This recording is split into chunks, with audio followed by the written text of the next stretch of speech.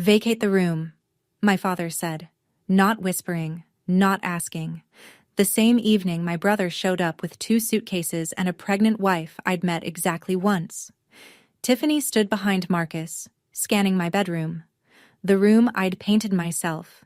The shelves I'd mounted with my own drill, every square foot paid for with my own money, and added, "It would be better if you left the house altogether." My father nodded. My mother looked at the floor. Nobody said another word. I left. I packed everything I owned into 3 cardboard boxes and walked out of a house that had my name, and only my name, on the deed. But what my family didn't know, what they'd discover just a few days later, made Tiffany call me at 11 o'clock at night, voice shaking. "It's not true. Tell me it's not true." Before I go on, please take a moment to like and subscribe. But only if you genuinely connect with this story. Let me know in the comments where you're watching from and what time it is there. My name is Sabrina Brennan. I'm 29 years old and I'm a licensed civil engineer in Massachusetts. Now let me take you back 4 years. To the day I signed the papers on a house I thought would keep my family together. I remember the pen. It was a cheap blue ballpoint, the kind you grab from a cup on a receptionist's desk, and I used it to sign the most expensive document of my life. March 14th, 4 years ago, in a title company office on State Street in Springfield. The notary stamped the deed of trust, slid it across the table, and said, "Congratulations, Ms. Brennan, it's all yours." All mine. My name, Sabrina Brennan, was the only name on that deed. No co-signer, no co-owner. Just me, a 25-year-old with a freshly minted PE license, a starting salary of $72,000, and an FHA loan for $234,000. Monthly payment, $2,340, due on the first of every month for the next 30 years. The house was more than I needed. 2 stories, a half-finished basement, 3 bedrooms, a backyard with a maple tree that dropped leaves all over the driveway every October. I didn't need 3 bedrooms. I needed 1. But I bought a house with 3 because my father, Gerald Brennan, 58, retired plumber with a bad back and a disability check of $1,480 a month, had just sold the mobile home he and my mother had lived in for 11 years. They had nowhere to go. So I made room. The deal was simple. They'd move in, contribute toward utilities, and we'd be a family under one roof. That was the deal. Verbal. No lease. No written agreement. Just trust. They moved in the following week. My mother brought her ceramic rooster collection. My father brought his recliner and his opinions. Neither of them ever paid a single utility bill. But that wasn't the worst part. The worst part was that I spent 4 years believing that if I just kept paying, kept maintaining, kept proving, they'd eventually see what I was worth.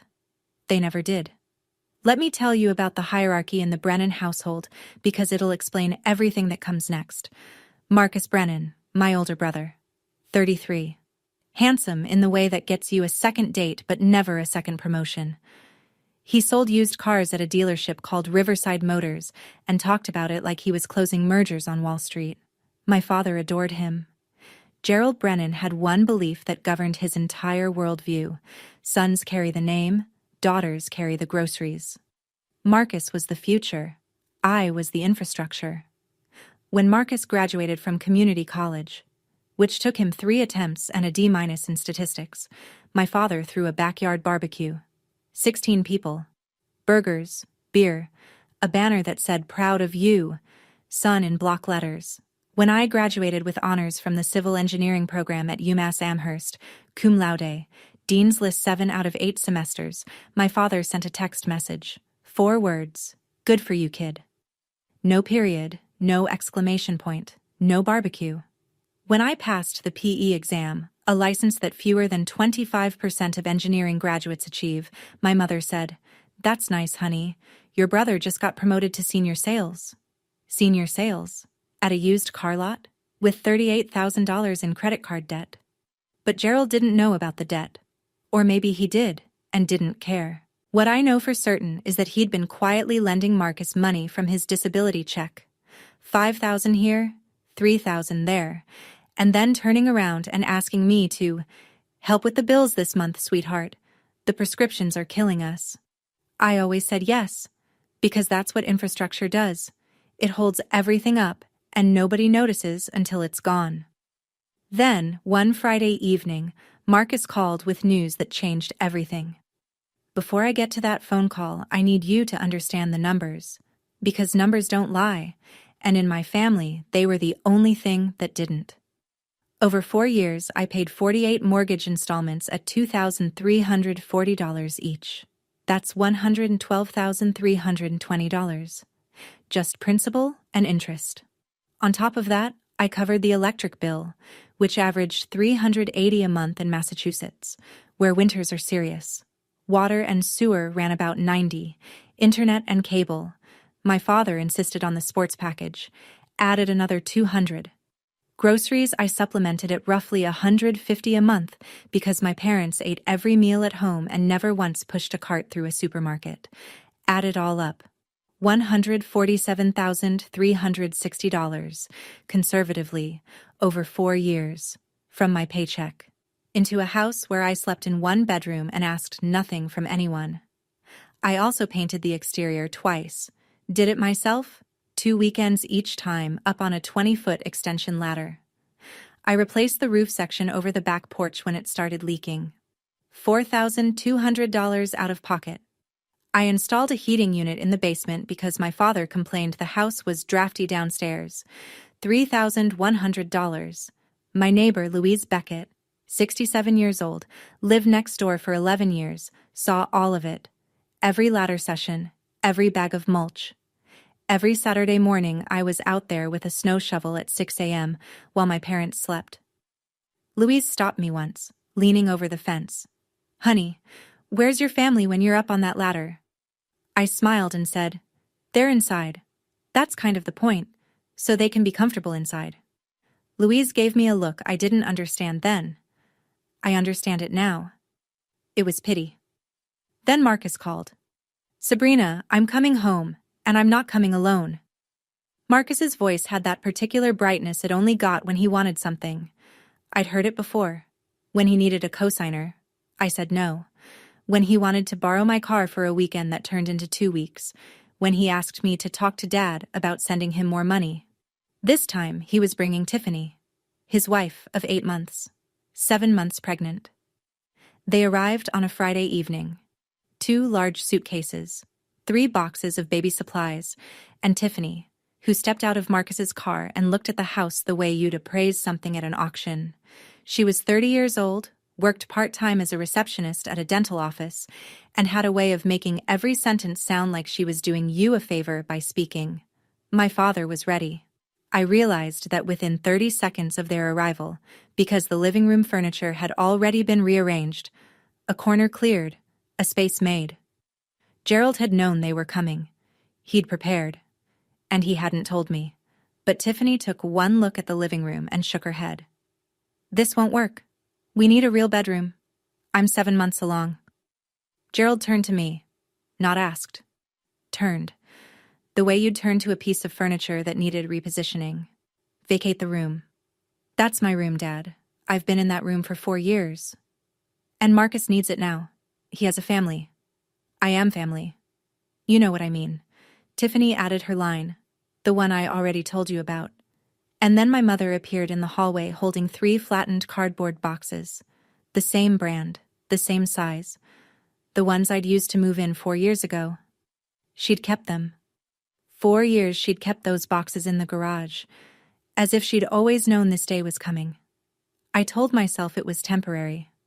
1 week, maybe 2, until we figured things out. That's what Gerald said. "Just temporary, Sabrina. Just until things settle." So I moved downstairs. To the basement. The one I'd spent $3,100 heating. Bare concrete walls. A single overhead bulb on a pull chain. A mattress I dragged down from the guest closet, set directly on the floor because there was no bed frame.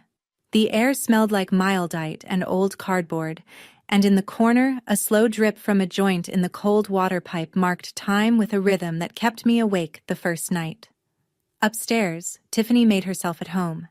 The next afternoon, she posted a photo of my old bedroom, now arranged as a nursery with a crib and pastel bunting, to her Instagram. Family always makes room for the next generation, followed by a pink heart emoji. 212 likes, comments full of heart eyes and congratulations, and what a beautiful space. Nobody asked whose space it had been 24 hours earlier. Marcus passed me on the stairs the following morning. "It's just temporary, Sabrina. Don't make this weird." I slept in that basement for 3 nights. On the 3rd night, a pipe joint gave way slightly. Not a burst, but a steady seep. And I woke at 3 a.m. with my back soaked through the mattress. I lay there in the dark, water creeping through the fabric, staring at the ceiling, which was their floor. And I thought, I am paying $2,340 a month to sleep in a puddle beneath my own house. The next morning, I went upstairs to make coffee. Tiffany was sitting at the kitchen table using the espresso machine I'd bought. She looked up. "Oh, you're still here?" That was the first time in my life I understood that love and ownership are not the same thing. It happened on a Tuesday. I was sitting in my car in the parking lot at work, eating a granola bar, when my phone buzzed with a notification from my credit monitoring service. I'd signed up for it 3 years earlier. Not out of paranoia, but because my engineering brain likes tracking data. The alert read, "New lien detected on property at 147 Maplewood Drive, Springfield, MA." I read it twice, then a 3rd time. Then I put the granola bar down and opened the full report. A $95,000 mortgage lien. Filed through Greenfield Credit Union, a small community bank on Carew Street. The same one where my father had his checking account. The borrower's signature on the deed of trust addendum, Sabrina Brennan. Except I had never signed anything. I had never been to Greenfield Credit Union. I had never authorized a lien on my property. I pulled up the signature image on the PDF. It looked close enough to fool a casual glance. But I knew my own handwriting the way a musician knows their own instrument. The capital B in Brennan was wrong. I loop it tight at the top. This one swooped wide, the way you'd copy it from a photocopy. And the middle initial, my middle initial, E, for Elizabeth, was written in print. I always write it in cursive. Someone had traced my signature. From the used car lease I'd signed 2 years earlier, the one my father had helpfully photocopied for his records. I called the credit union. A manager confirmed the loan had been processed 3 months prior by a representative described as a family member of the property owner. The witness on the application was listed as Donna Brennan, my mother. $95,000. My name. My house. Without my knowledge. Without my consent. I sat in that parking lot with both hands on the steering wheel, shaking. Not from fear. From rage. If this lien hit my credit report officially within the next 30 days, my score of 761, built over nearly a decade of discipline, would collapse. And with it, everything I'd worked for. The clock started ticking. There's a Dunkin' on Boston Road that stays open 24 hours. I sat there until 1 in the morning with a medium black coffee and a paper napkin I'd flattened on the table. I drew a line down the middle. Left side. What I lose if I fight. Right side. What I lose if I don't. The left side was short but heavy. My relationship with my parents, whatever was left of it, the possibility of being cut off by the extended family, Aunt Patrice's Christmas cards, Uncle Ray's handshake at Thanksgiving, and Tiffany was 7 months pregnant, which meant any move I made would be framed as an attack on an expectant mother.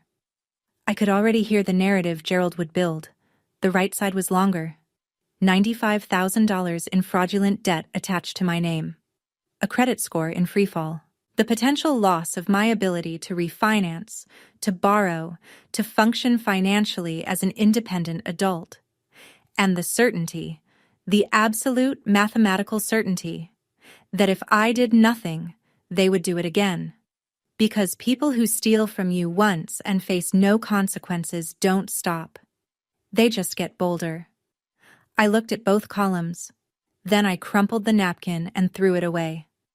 The decision had already been made the moment I saw that forged signature. I just needed the napkin to confirm it. The next morning, I called Rita Calloway. She was a real estate attorney in Springfield, 17 years of practice, specializing in property disputes. A colleague's mother knew her. I told Rita everything.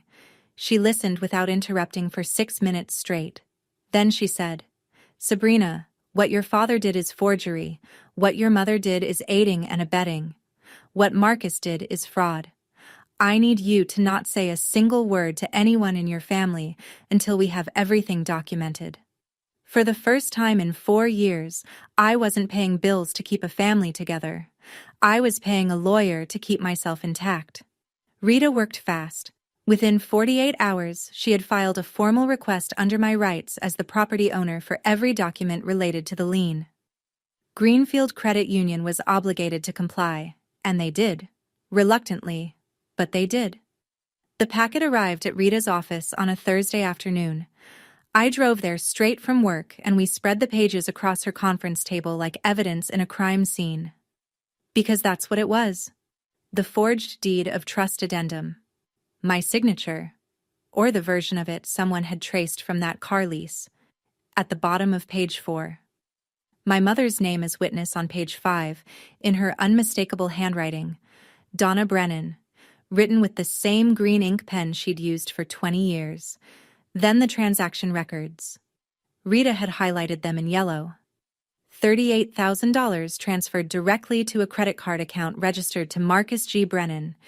His entire outstanding balance, wiped clean in one wire. $22,000 to Riverside Motors. A down payment on a vehicle. $15,000 withdrawn in cash by Donna Brennan over 3 separate visits. And $20,000 sitting untouched in Gerald Brennan's personal savings account, a slush fund, a retirement cushion built on my name. $95,000, parceled out like Christmas gifts, while I slept on a wet mattress in the basement. Rita looked at me over the top of her reading glasses. They thought they were clever. But clever people don't forge documents on a property they don't own with a credit union that keeps digital records of everything. She also told me something I hadn't considered. The loan officer who'd processed the application, a man named Derek Gaines, had bypassed the standard identity verification protocol. No in-person confirmation, no video call.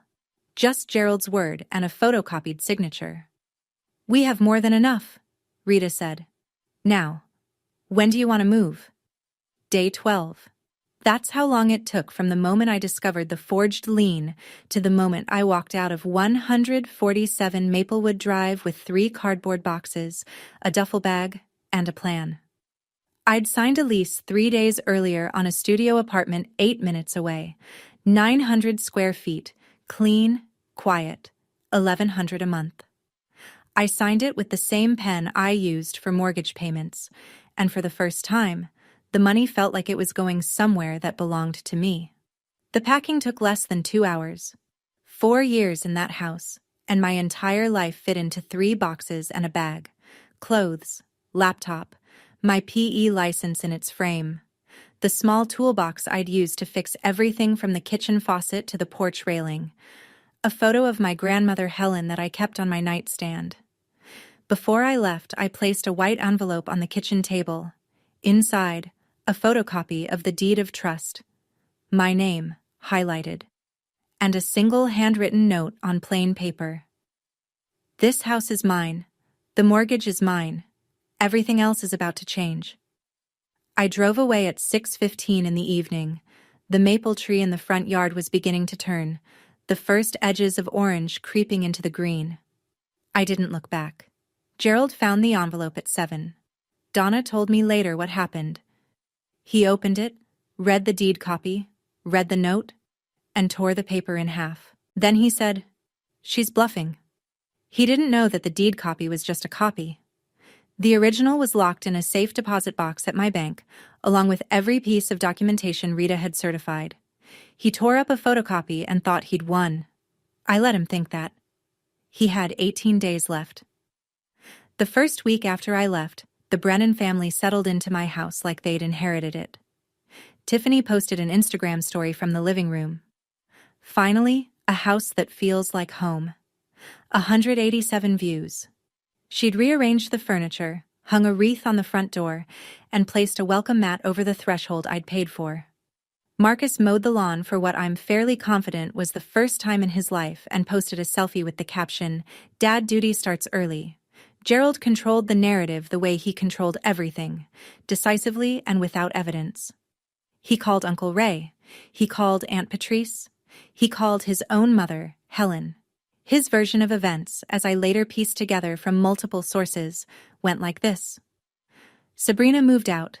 She wanted her own space, very independent girl. No mention of the basement, no mention of the eviction from my bedroom, no mention of the forged mortgage, just a proud father whose capable daughter had decided to spread her wings. My mother called me once that week, not to ask how I was, not to say she missed me. She called to ask, "Did you pay the electric bill before you left?" Gerald said the lights flickered. I let that sentence sit in silence for 3 full seconds before I answered. Meanwhile, Rita and I were working through our checklist. The fraud complaint to Greenfield Credit Union. Filed. Formal disputes with all 3 credit bureaus. Experian, TransUnion, Equifax. Submitted with supporting documentation. And the final piece. The 30-day notice to quit. Prepared and ready. Addressed to Gerald Brennan, Donna Brennan, Marcus Brennan, and Tiffany Brennan. Under Massachusetts law, occupants without a lease are entitled to 30 days written notice before eviction proceedings can begin. Rita scheduled the process server for day 17. The same day as Gerald's open house. 45 guests. Perfect timing. It started with the heating system. Day 5 after I left, the thermostat in the main unit glitched. A quirk I'd learned to fix myself by resetting the breaker and recalibrating the temperature sensor. It took 90 seconds if you knew what you were doing. Gerald did not know what he was doing. He called an HVAC company. They quoted him $2,800 for a diagnostic and potential part replacement. Gerald did not have $2,800. Day 7, the electric bill arrived. $340 for the month. Standard for a Massachusetts winter with 4 adults running heat around the clock. The bill was still in my name because the transfer request I'd submitted hadn't processed yet. Gerald called me. "When are you coming back? The house needs you." Not, "We miss you," not, "Are you okay?" "The house needs you." As if I were a part of the plumbing. "I'm not coming back, Dad. You should contact the utility company directly. The account is under my name, and I've already submitted a transfer request." "What do you mean, transfer request?" "I mean the bills will be in your name starting next month, or whoever's name you'd like."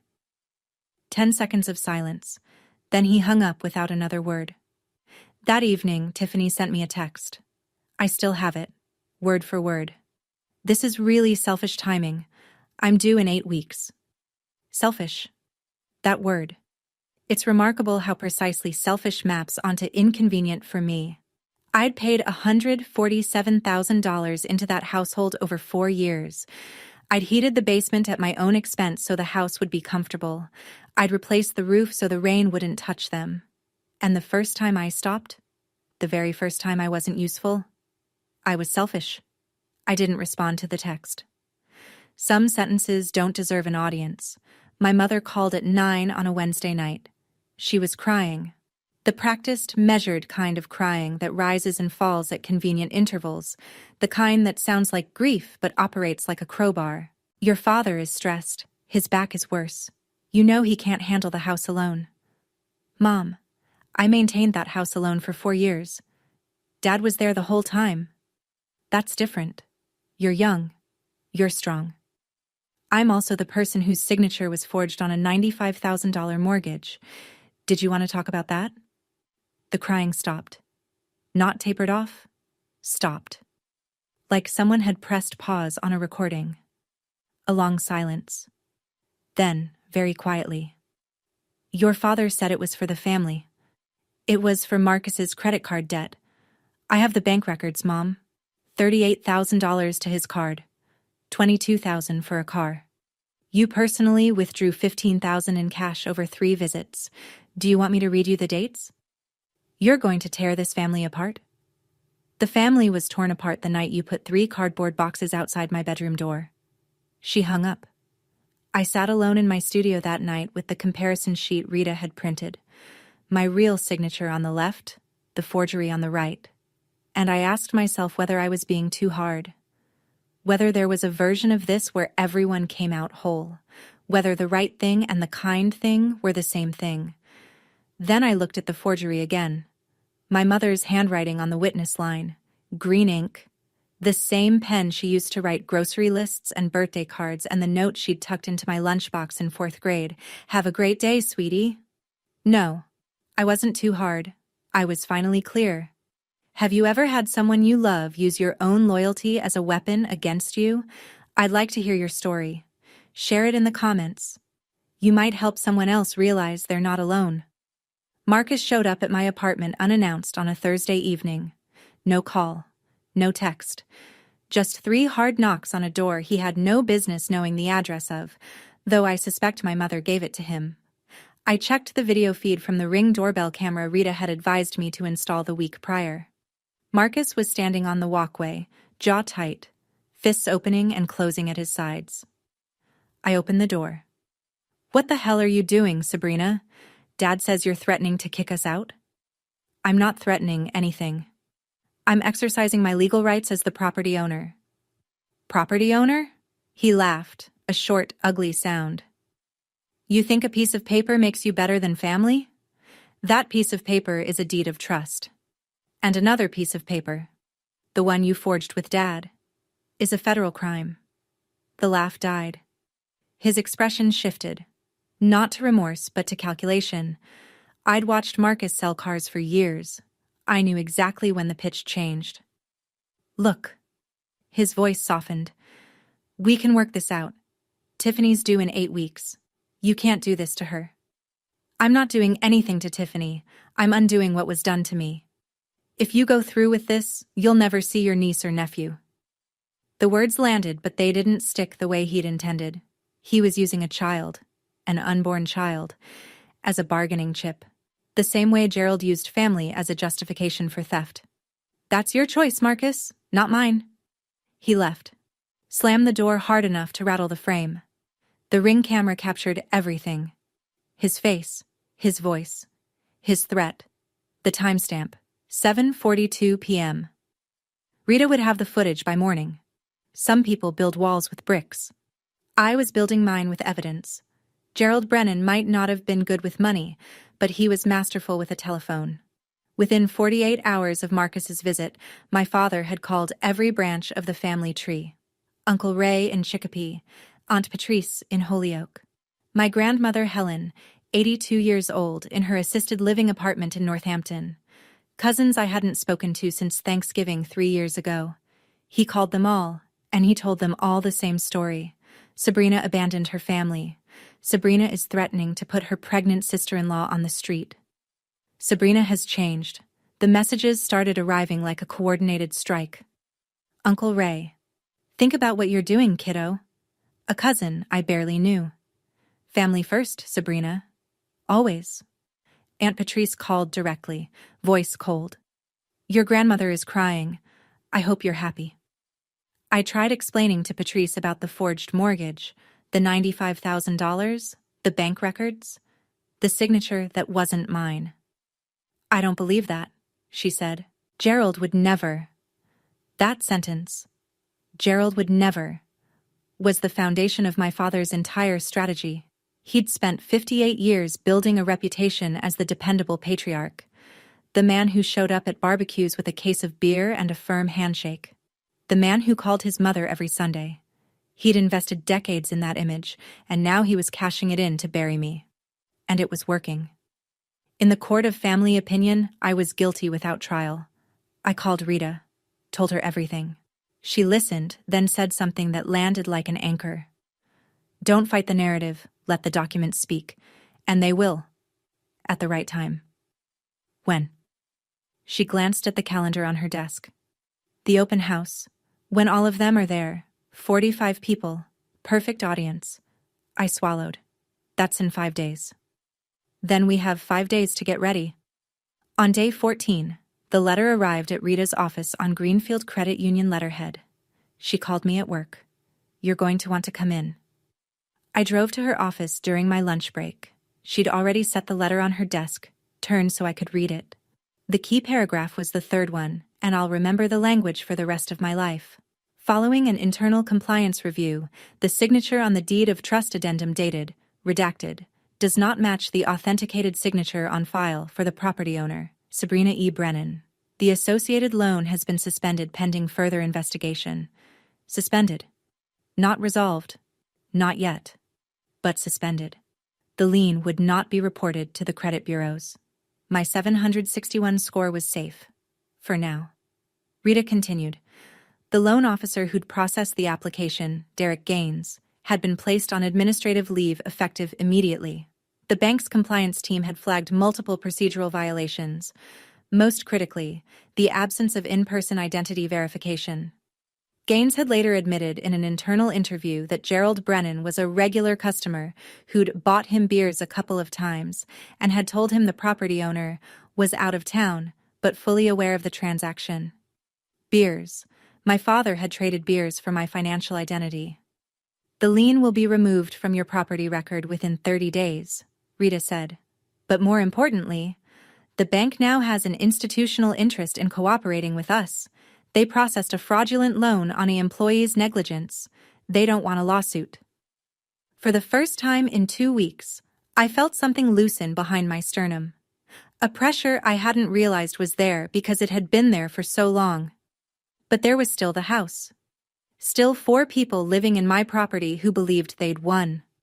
The process server, I said. Day 17, we're still on? Rita nodded. We're still on. The process server's name was Carl. I never got his last name. He was in his 40s, built like someone who'd played football in college and never entirely stopped, and he had the blank, professional calm of a man who hands people bad news for a living. Day 15, 2 p.m., a clear Wednesday afternoon. Carl walked up the front path of 147 Maplewood Drive, past Tiffany's new welcome mat, and knocked 3 times. Gerald opened the door. Carl handed him the notice to quit, a formal 30-day eviction notice issued by the property owner, me, pursuant to Massachusetts General Laws, Chapter 186, Section 12.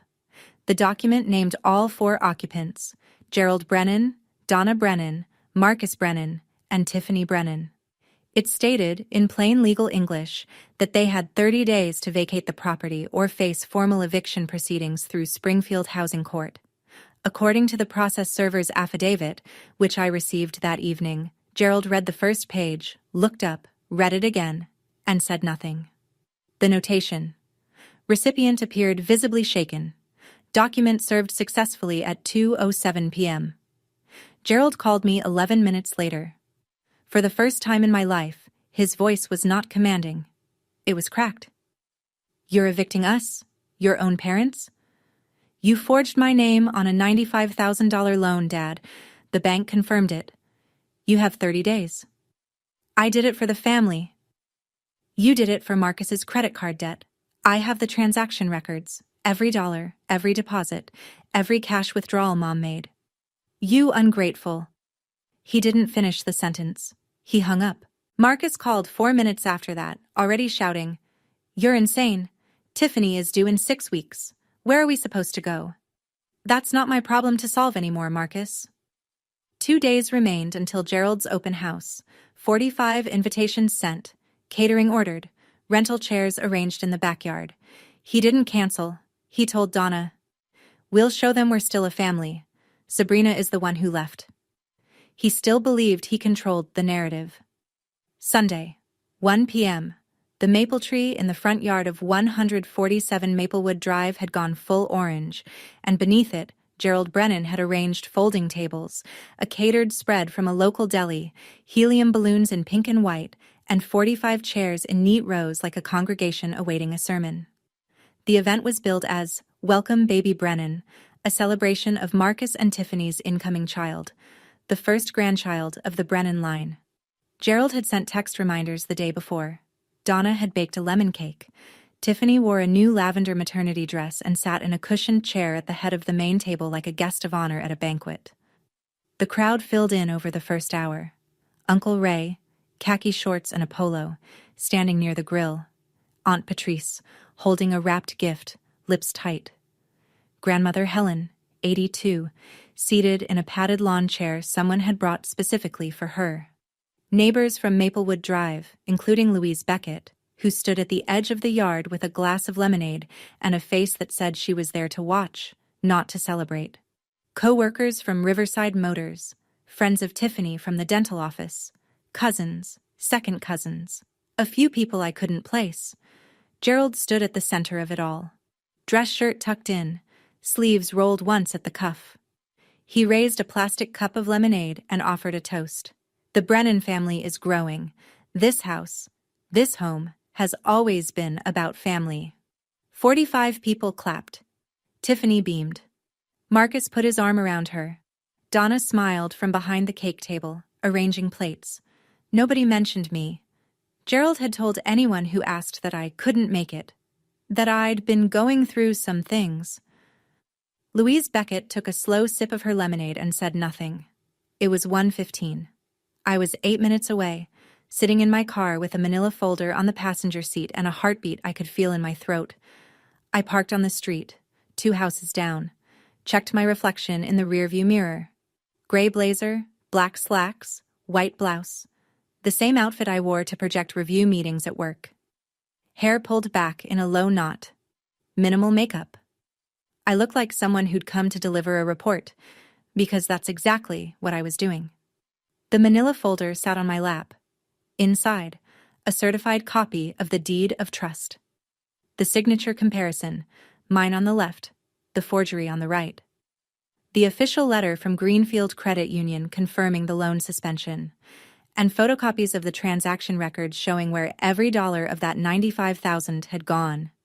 Rita had organized the pages in order. Each one was tabbed. I walked up the sidewalk at 2:15. The party had been going for over an hour. People were eating, laughing, milling around the yard. A few kids chased each other near the fence. The balloons bobbed in a light breeze. Gerald saw me first. He was standing near the porch steps, mid-conversation with a cousin, and his expression went through 3 stages in about 2 seconds.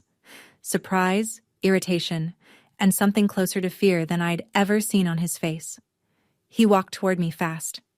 "What are you doing here?" "I'm at my house, Dad. The one with my name on the deed." "Don't make a scene. I'm not the one who forged someone's signature on a mortgage application." His hand closed around my arm, just above the elbow. Not hard enough to bruise, but hard enough to steer. "Lower your voice." A voice came from behind us, clear and firm. "Gerald, take your hand off that girl." Louise Beckett. Standing 6 feet away, lemonade still in hand, expression as steady as poured concrete. Gerald let go. A few heads turned, then a few more. Tiffany appeared in the doorway, baby shower gift bag still in her hand. She saw me and her face drained of color. "Why is she here?" 45 people were watching now.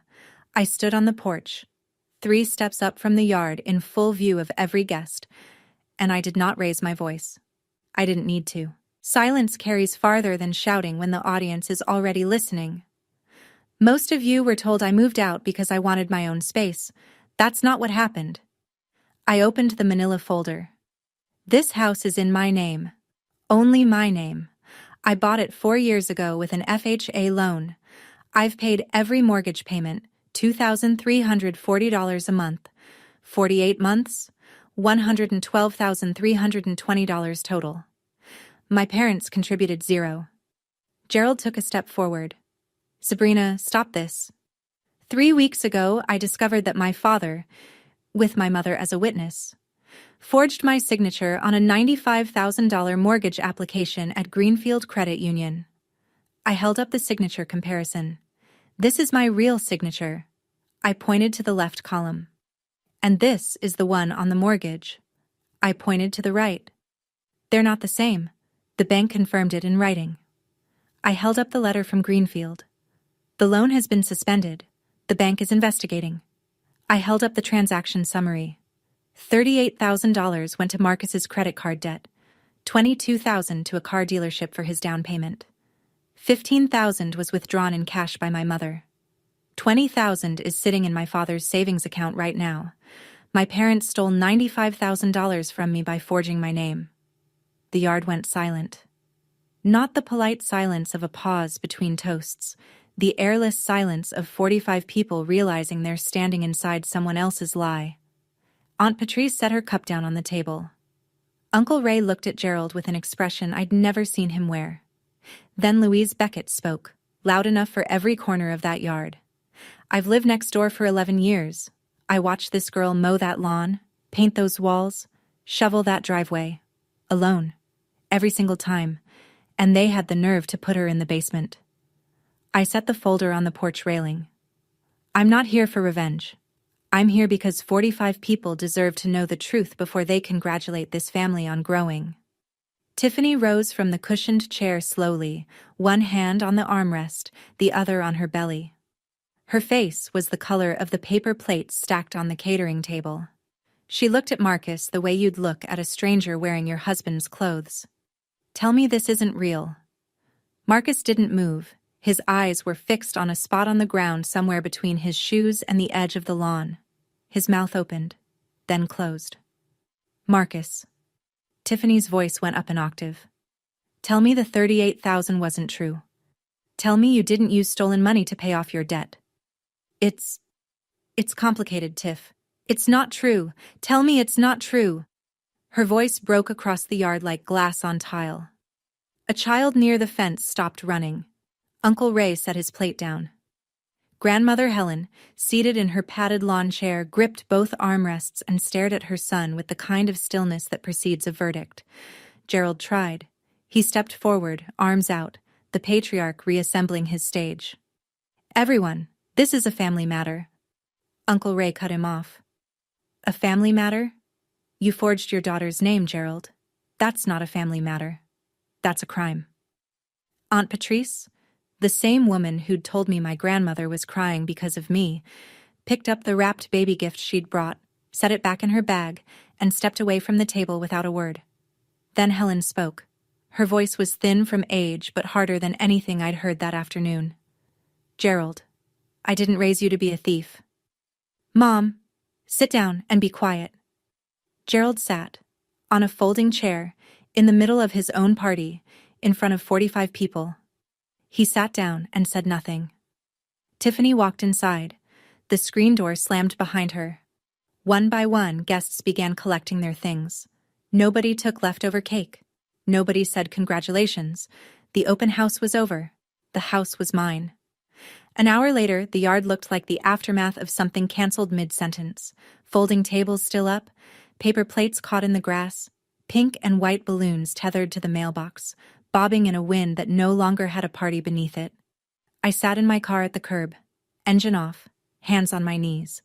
I'd expected to feel something sharp, triumph, relief, the clean snap of justice delivered. Instead, I felt hollow, like I'd just pulled a tooth that had been rotting for years. Necessary, correct, and nothing about it felt good. Through the front window, I could see Gerald sitting in the living room, just sitting. Donna was in the kitchen. I could see her shadow moving behind the curtain, wiping the counter, the way she always did when she didn't know what else to do. Upstairs, behind the closed door of the nursery that used to be my bedroom, Tiffany had locked Marcus out. I could hear it even from the curb. Her voice, muffled but unmistakable. You told me you got a bonus? A bonus, Marcus. You lied to my face for 3 months. I was going to tell you. When? After the baby was born? After we moved into a house that isn't even ours? A car pulled up behind mine. Uncle Ray. He got out, walked to my window, and stood there for a moment before he spoke. I owe you an apology. I believed your father. I shouldn't have. Thank you, Uncle Ray. That means a lot. He nodded once, got back in his car, and drove away. Aunt Patrice left without stopping. But 48 hours later, she'd send a text, 2 paragraphs long, an apology she clearly rewrote several times. I started my car and pulled away from Maplewood Drive. In the rearview mirror, the balloon still floated above the mailbox, pink and white against a gray sky, celebrating something that no longer existed. Tiffany called that night at 9:30. Her voice was different from what I expected. Not angry, not crying, just flat. The voice of someone who has run out of feelings and is now running on information. I need to know everything, every dollar, every lie. I hesitated. This was the same woman who'd told me to leave my own house, who'd posted my bedroom on Instagram as a trophy, who'd called me selfish for not paying the electric bill on a property she was occupying for free. But she was also 7 months pregnant and had just discovered that her husband had funded their life with stolen money. Whatever she was before, right now she was someone who deserved the truth. I sent her the transaction records. All of them. 15 minutes of silence. Then her name appeared on my phone again. The $22,000 for the car. He told me that was a dealer discount. He said he earned it. I'm sorry, Tiffany, I really am. Don't be sorry. I'm the one who told you to leave your own house. A pause long enough to drive through. I didn't know it was your house. Gerald told me it was a family property, passed down from your grandparents. That's what he said. It was never a family property. I bought it with my own money when I was 25. Another silence, then quieter. I owe you an apology. A real one. Not now. I can't right now. But I owe you one. Before she hung up, she told me something I hadn't known. Marcus also owed her $7,000. Money she'd lent him before the wedding. Money he'd sworn he'd pay back after the baby came. She was beginning to see the pattern I'd spent 4 years learning. Her last words. I'm calling my mom tomorrow. I'm not raising this baby in a house built on lies. She kept her word. The week after the open house, the Brennan family came apart like a building with the load-bearing wall removed. And I would know. I'm an engineer. I know exactly what happens when you take away the thing that held everything up. Tiffany moved to her mother's house in Worcester, an hour and a half east. Marcus called her 14 times the first day. She answered none of them. By the third day, her Facebook status changed from married to blank. Not single, not, it's complicated, just blank, which somehow felt louder than either. Marcus lost his footing. Without Tiffany, without the baby on the way narrative, he was just a 33-year-old man sleeping on the sofa in his sister's house. Except it wasn't his sister's house. It was just his sister's. Gerald, for the first time in Marcus's memory, turned on him. If you hadn't been in so much debt, none of this would have happened. Golden child, meet the cold side of the altar. Gerald himself was unraveling in slower, quieter ways. He canceled his weekly poker game for the first time in 12 years, told his buddies, family stuff. But 2 of the men in that group had been at the open house. They already knew. The phone calls Gerald used to receive, from cousins checking in, from friends wanting to grab lunch. Slowed to a trickle. Uncle Ray didn't call at all. Helen, his own mother, didn't return his calls for 3 days straight. Donna called me once a day, every day. Same script, same cadence. Please come home. We can fix this. And every day I gave the same answer. There's nothing to fix, Mom. There's only what happens next. On Friday, a letter arrived at 147 Maplewood Drive from Greenfield Credit Union. A formal request for Gerald and Donna to appear in person at the branch to discuss the matter. The bank had its own problems now, and Gerald was running out of people willing to believe his version of the story. The internet is not kind to secrets. It's even less kind when the secret involves baby showers and stolen mortgages. Tiffany deleted the Instagram post. Family always makes room for the next generation, the one with 212 likes and a pink heart emoji. She deleted it, but screenshots live forever, and within a day, a friend of hers from the dental office posted a cryptic status on Facebook. Imagine finding out the house you thought was a gift was actually stolen property. Some families. Red flag emoji. 89 comments. 340 reactions. Tiffany wasn't named. She didn't need to be. The people who knew, knew. On Maplewood Drive, The Whisper network operated at the speed of a cul-de-sac. Louise Beckett didn't gossip. It wasn't in her nature. But when neighbors asked, she gave them one sentence. I watched that girl build this home with her own 2 hands. You should ask Gerald what he built. It was the kind of line that didn't need a follow-up. People filled in the rest themselves. At Riverside Motors, Marcus's co-workers had been at the open house. 2 of them. They'd seen the documents, heard Tiffany scream, watched Gerald get told to sit down by his own mother. One of them asked Marcus on Monday morning, "Hey, wasn't that your sister's house?" Marcus didn't answer. He requested 3 days of personal leave. His manager approved it without questions. Some silences are louder than explanations. Aunt Patrice sent me a text on the second Tuesday.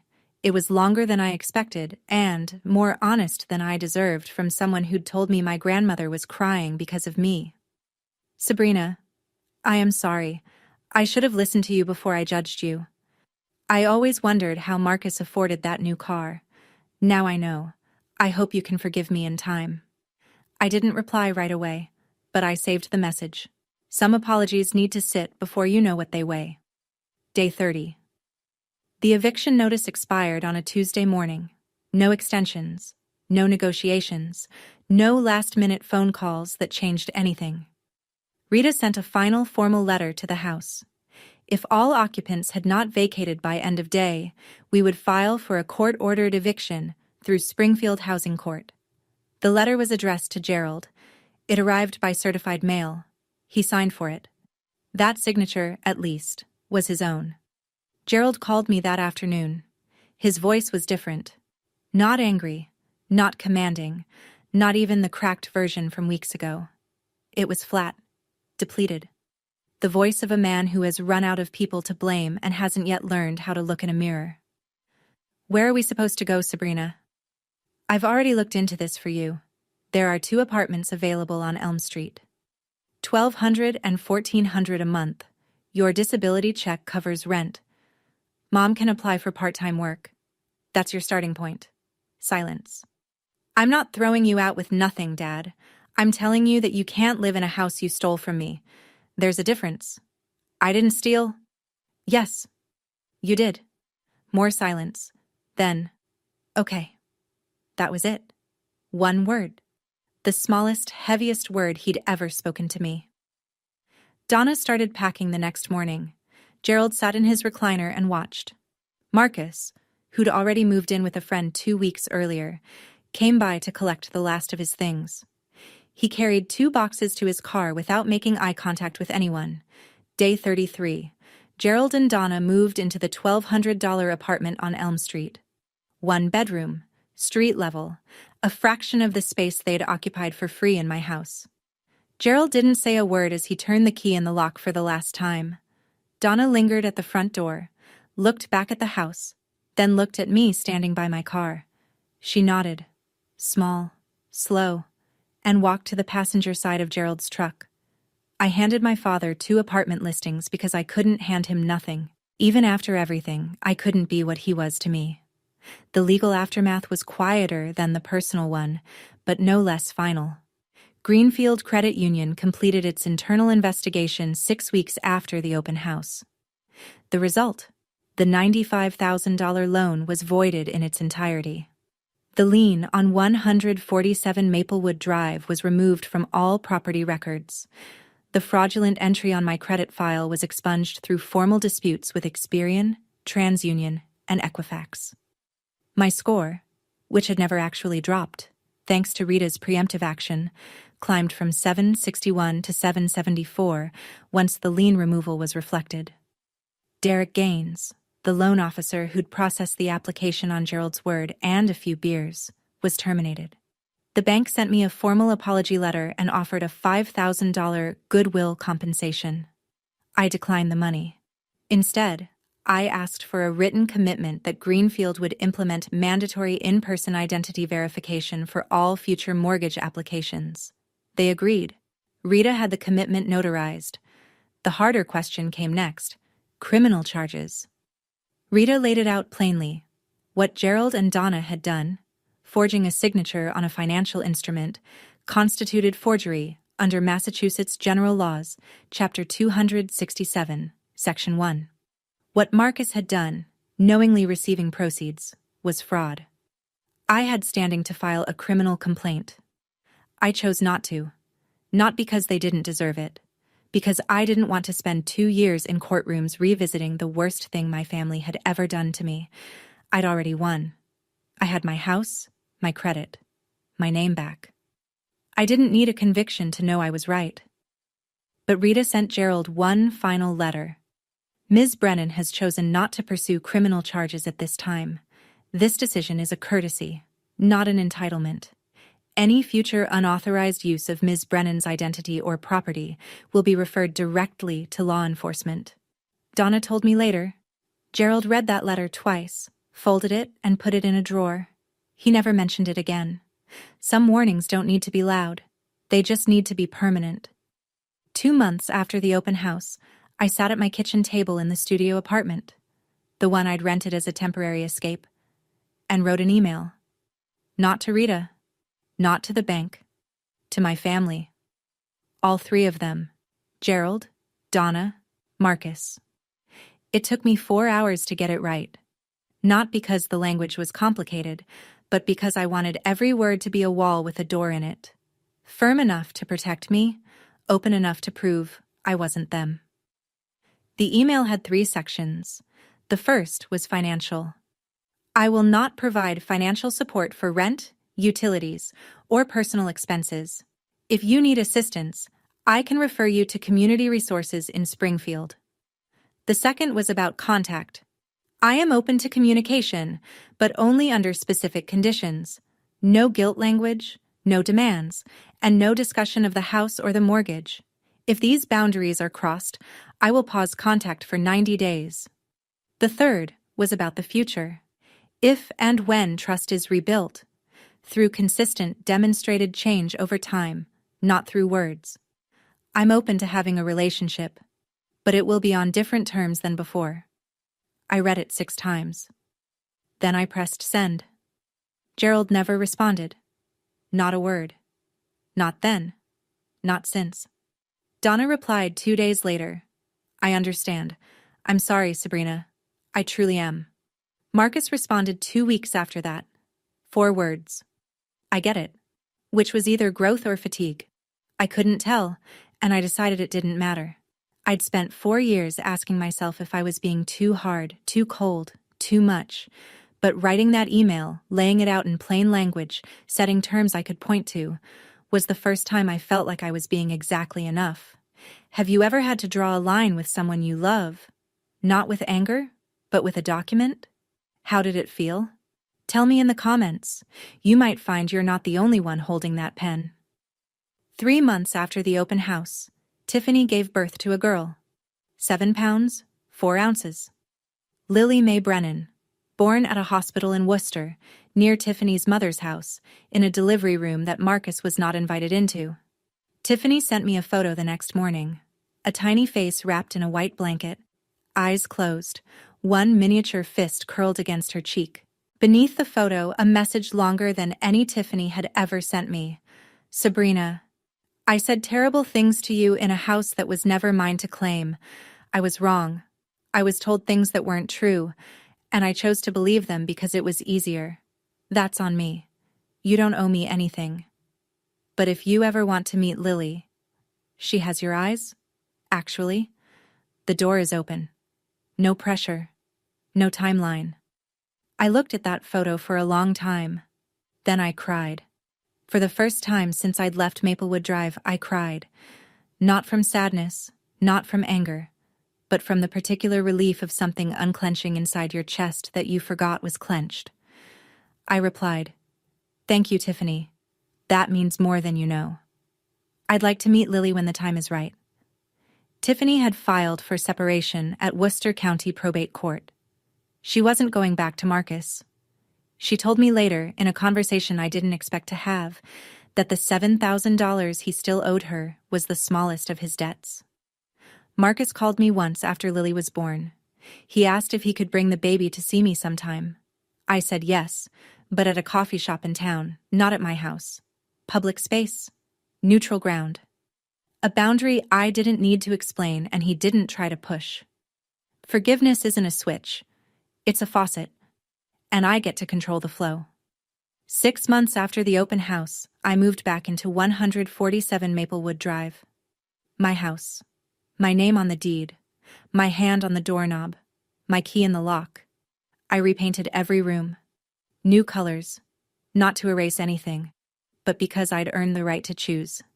Soft gray in the bedroom, warm white in the kitchen. The basement got a proper floor, vapor barrier, and recessed lighting. I never wanted to look at bare concrete again. Louise Vacate came over the first afternoon with a potted lavender plant, set it on the porch railing, squeezed my hand, and said, "Welcome home, honey. For real this time." At work, the promotion I'd been tracking came through. Senior project engineer. Salary, $104,000 a year.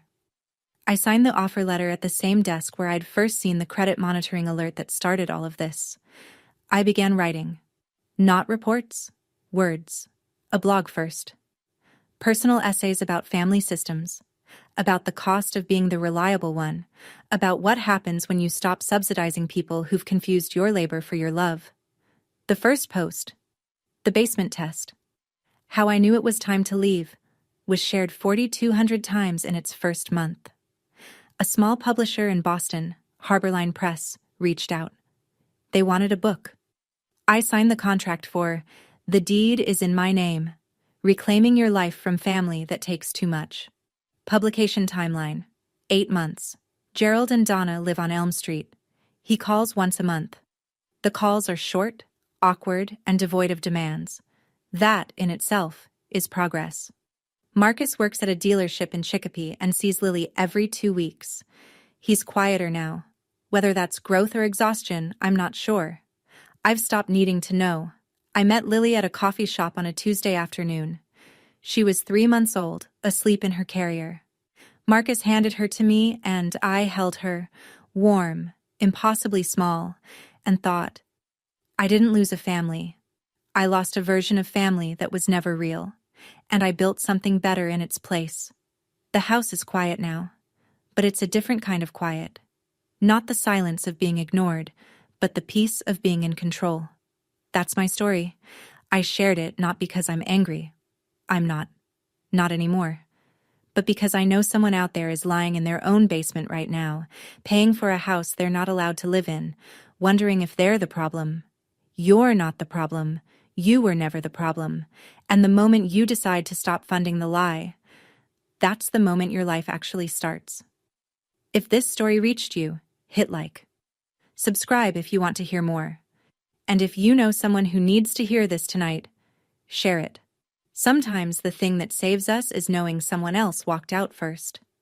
There's another part of this story I haven't told yet, about the conversation between Gerald and his mother Helen, the one that happened a week after the open house, the one Donna said changed something in him permanently. That story is in the video linked in the description. I'll see you there. You don't have a family of your own anyway, so it works out. That's what my mother said. At Thanksgiving dinner, in front of my 2 siblings, their spouses, and 5 children, while announcing that I'd be watching all 5 kids over Christmas. She hadn't asked me. She never does.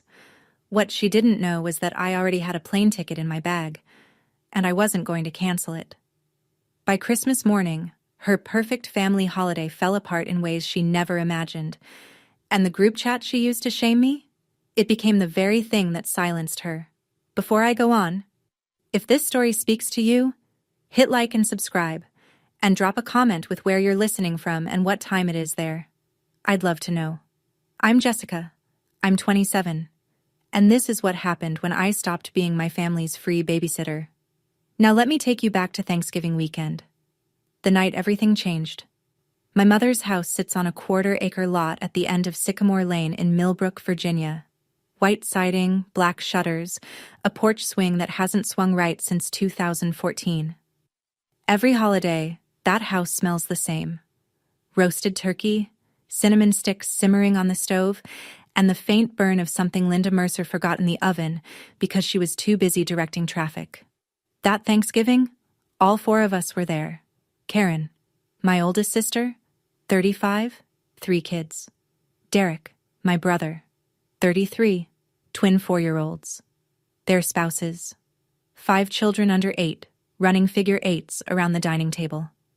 And me, 27, single, sitting in the chair closest to the kitchen because that's where I always end up. Halfway between the family and the cleanup. We were midway through dinner when Mom stood up and clinked her wine glass like she was giving a toast. She smiled at everyone. So, I've been thinking about Christmas. Karen and Brad, you two deserve that resort trip you've been talking about. Derek, I know Tina's parents want to see the twins. So here's the plan. She turned to me. Jessica will stay here with the kids, same as every year. I opened my mouth, but Karen was faster. Oh good, she said, sliding her phone across the table toward me. I already printed the allergy list for you. I looked at the printed sheet. Lily's peanut allergy, Ethan's bedtime routine, Noah's eardrops. Laminated, color-coded, like a manual for a new employee. I looked around the table. Derek was cutting his turkey. Brad was pouring more wine. Tina was studying her plate. Nobody flinched. Nobody said, "Wait, did anyone ask Jessica?" So I said it myself. Actually, I have plans this Christmas. Every knife and fork at that table went still. And then my mother said the thing I will never unhear. Plans? What plans? You don't have a family of your own anyway, so it works out. I didn't say anything after that. Not at the table. I just finished my mashed potatoes while the conversation moved on like nothing had happened, because to them, nothing had.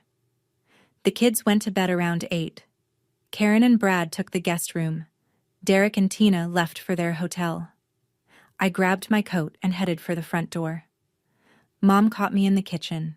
She was loading the dishwasher, which she always does when she wants to have a conversation she can pretend isn't a confrontation. Hands busy, eyes down, voice casual. Jessica, I don't understand what the fuss is about. I told her the truth. I said I'd booked a flight. I'd been planning this for months. I'd already gotten the time off from the clinic. She turned around and looked at me like I'd told her I was joining a cult. A plane ticket. For what? Some beach? She shook her head. You're being dramatic, Jessica. It's just a few days with the kids. It's not like I'm asking you to move a mountain. You didn't ask me at all, Mom. I shouldn't have to ask. That's what family does. From the living room, Karen's voice floated in. Honestly, Jess, I would do the same for you if you had kids. It's what sisters do. I looked back at the kitchen. Derek's chair was empty. He'd already left without a word. I said goodnight. I walked out. The screen door clapped shut behind me and the November air hit my face like cold water. I sat in my car for a full minute before turning the key. My hands were shaking. Not from fear, not from sadness. From the slow, sickening recognition that not a single person in that house had asked me what I wanted. Not once. Not in years. I drove home. I opened my phone. The plane ticket was still there in the app. Outer Banks, December 23rd. I stared at it for a long time. I didn't cancel it. My apartment is a studio above a hardware store on Main Street. 480 square feet. One window that faces the parking lot. A radiator that clangs at 2 a.m. like someone knocking. But it's mine. On the fridge, I had a printout of my approved time-off request from the clinic. December 22nd through the 28th. Signed by Dr. Nguyen 2 months ago. Next to it, a small notebook with a handwritten ledger I'd been keeping since June. 6 months of numbers. Every extra night shift. Every overtime hour. Every home-cooked meal instead of takeout.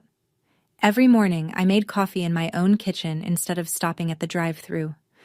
Every small sacrifice, tallied in blue ink. The total at the bottom of the last page. $2,340. That was my Outer Banks fund. My first real vacation since a high school field trip to Williamsburg when I was 16. 11 years ago.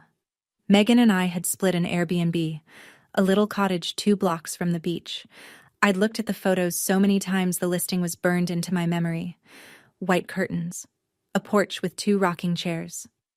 the sound of waves close enough to hear through the screen door. I called Megan. She picked up on the second ring. I told her everything. The announcement, the allergy list, the laminated schedule, the line about not having a family of my own. Megan was quiet for a few seconds. Then she asked me something that cracked the whole thing open. Jess, when was the last time your mom asked you what you wanted for Christmas? Not what you could do for everyone. What you wanted. I opened my mouth to answer. Nothing came out. I scrolled through years of memory and came up empty. That's your answer, Megan said. The apartment was quiet. The radiator clanged. And on my phone screen, the booking still glowed. Confirmed. Outer Banks, December 23rd, 2 passengers. To understand why I almost canceled that ticket, you need to understand how this started. Not with a single moment, but with a pattern. One that took root so quietly I mistook it for normal. 4 Christmases ago. I was 23, fresh out of nursing school, working my first real job at Millbrook Family Health. Karen had just had Lily, 7 pounds, 2 ounces, colic that could wake the neighbors. She and Brad were running on fumes. Mom pulled me aside on Christmas Eve. She had that soft voice she uses when she's already decided something but wants you to think it's your idea. Honey, Karen needs a break. You're so good with kids. Can you just watch Lily for a few hours on Christmas Day so we can all enjoy dinner? A few hours? That's what she said. I still have the text message in my phone from that morning. Just a few hours, honey. You're the best. A few hours turned into the whole day. Lily screamed through lunch, screamed through dinner. I walked her up and down the hallway while everyone else sat around the table pulling crackers and passing the gravy. At 10 p.m., I ate leftover turkey alone in the kitchen. Cold plate, quiet house. Everyone had gone to bed or gone home. I washed my plate. I wiped down the counter. I drove home. The next morning, Karen called. Did Lily sleep through the night after you left? She didn't ask if I'd slept. She didn't ask if I'd eaten. She didn't say thank you, and I didn't think anything of it. Not then. I told myself Karen was exhausted, that Mom needed help, that this was what good daughters do. I believed it. That was year 1. The mold had been poured, and I didn't even notice. Year 2, the roster doubled.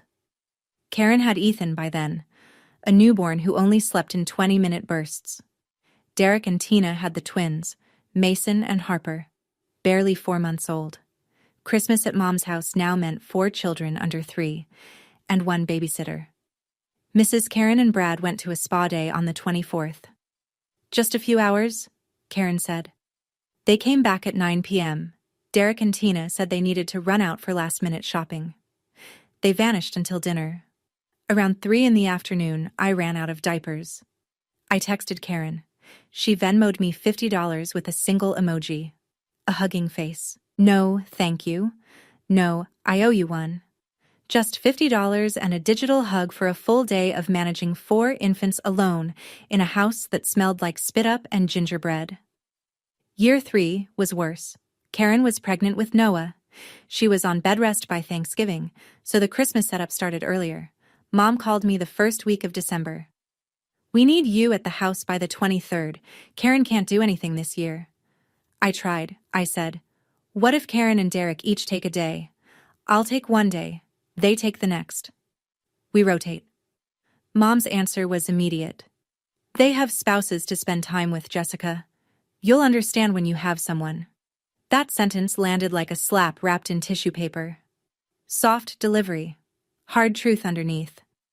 I was chosen because I was alone, not because I volunteered. That year, I canceled Christmas Eve plans with friends. I texted Megan at 11 p.m. from Mom's couch, surrounded by sleeping toddlers. Rain check again, family stuff. Megan's reply came fast. Jess, this is the 3rd year. 3 words. And I almost heard it. Almost. Year 4 broke something in me. Not loudly, not all at once. More like a hairline fracture you don't feel until the weight hits just right. 5 kids now. Lily was 6. Ethan was 4. The twins were 3. Baby Noah had just turned 1 and was cutting molars, which meant he screamed like the world was ending every 90 minutes. Karen and Brad flew to a resort in Shenandoah Valley. 3 days. Derek and Tina drove to Tina's parents. 2.5 days. Mom stayed at the house but spent most of her time cooking, hosting neighbors, and making the dining room look like a magazine spread. I was alone with 5 children for 3 days straight, sleeping in the kids' room on an air mattress that deflated by 2 a.m. On day 2, Noah spiked a fever, 102 degrees.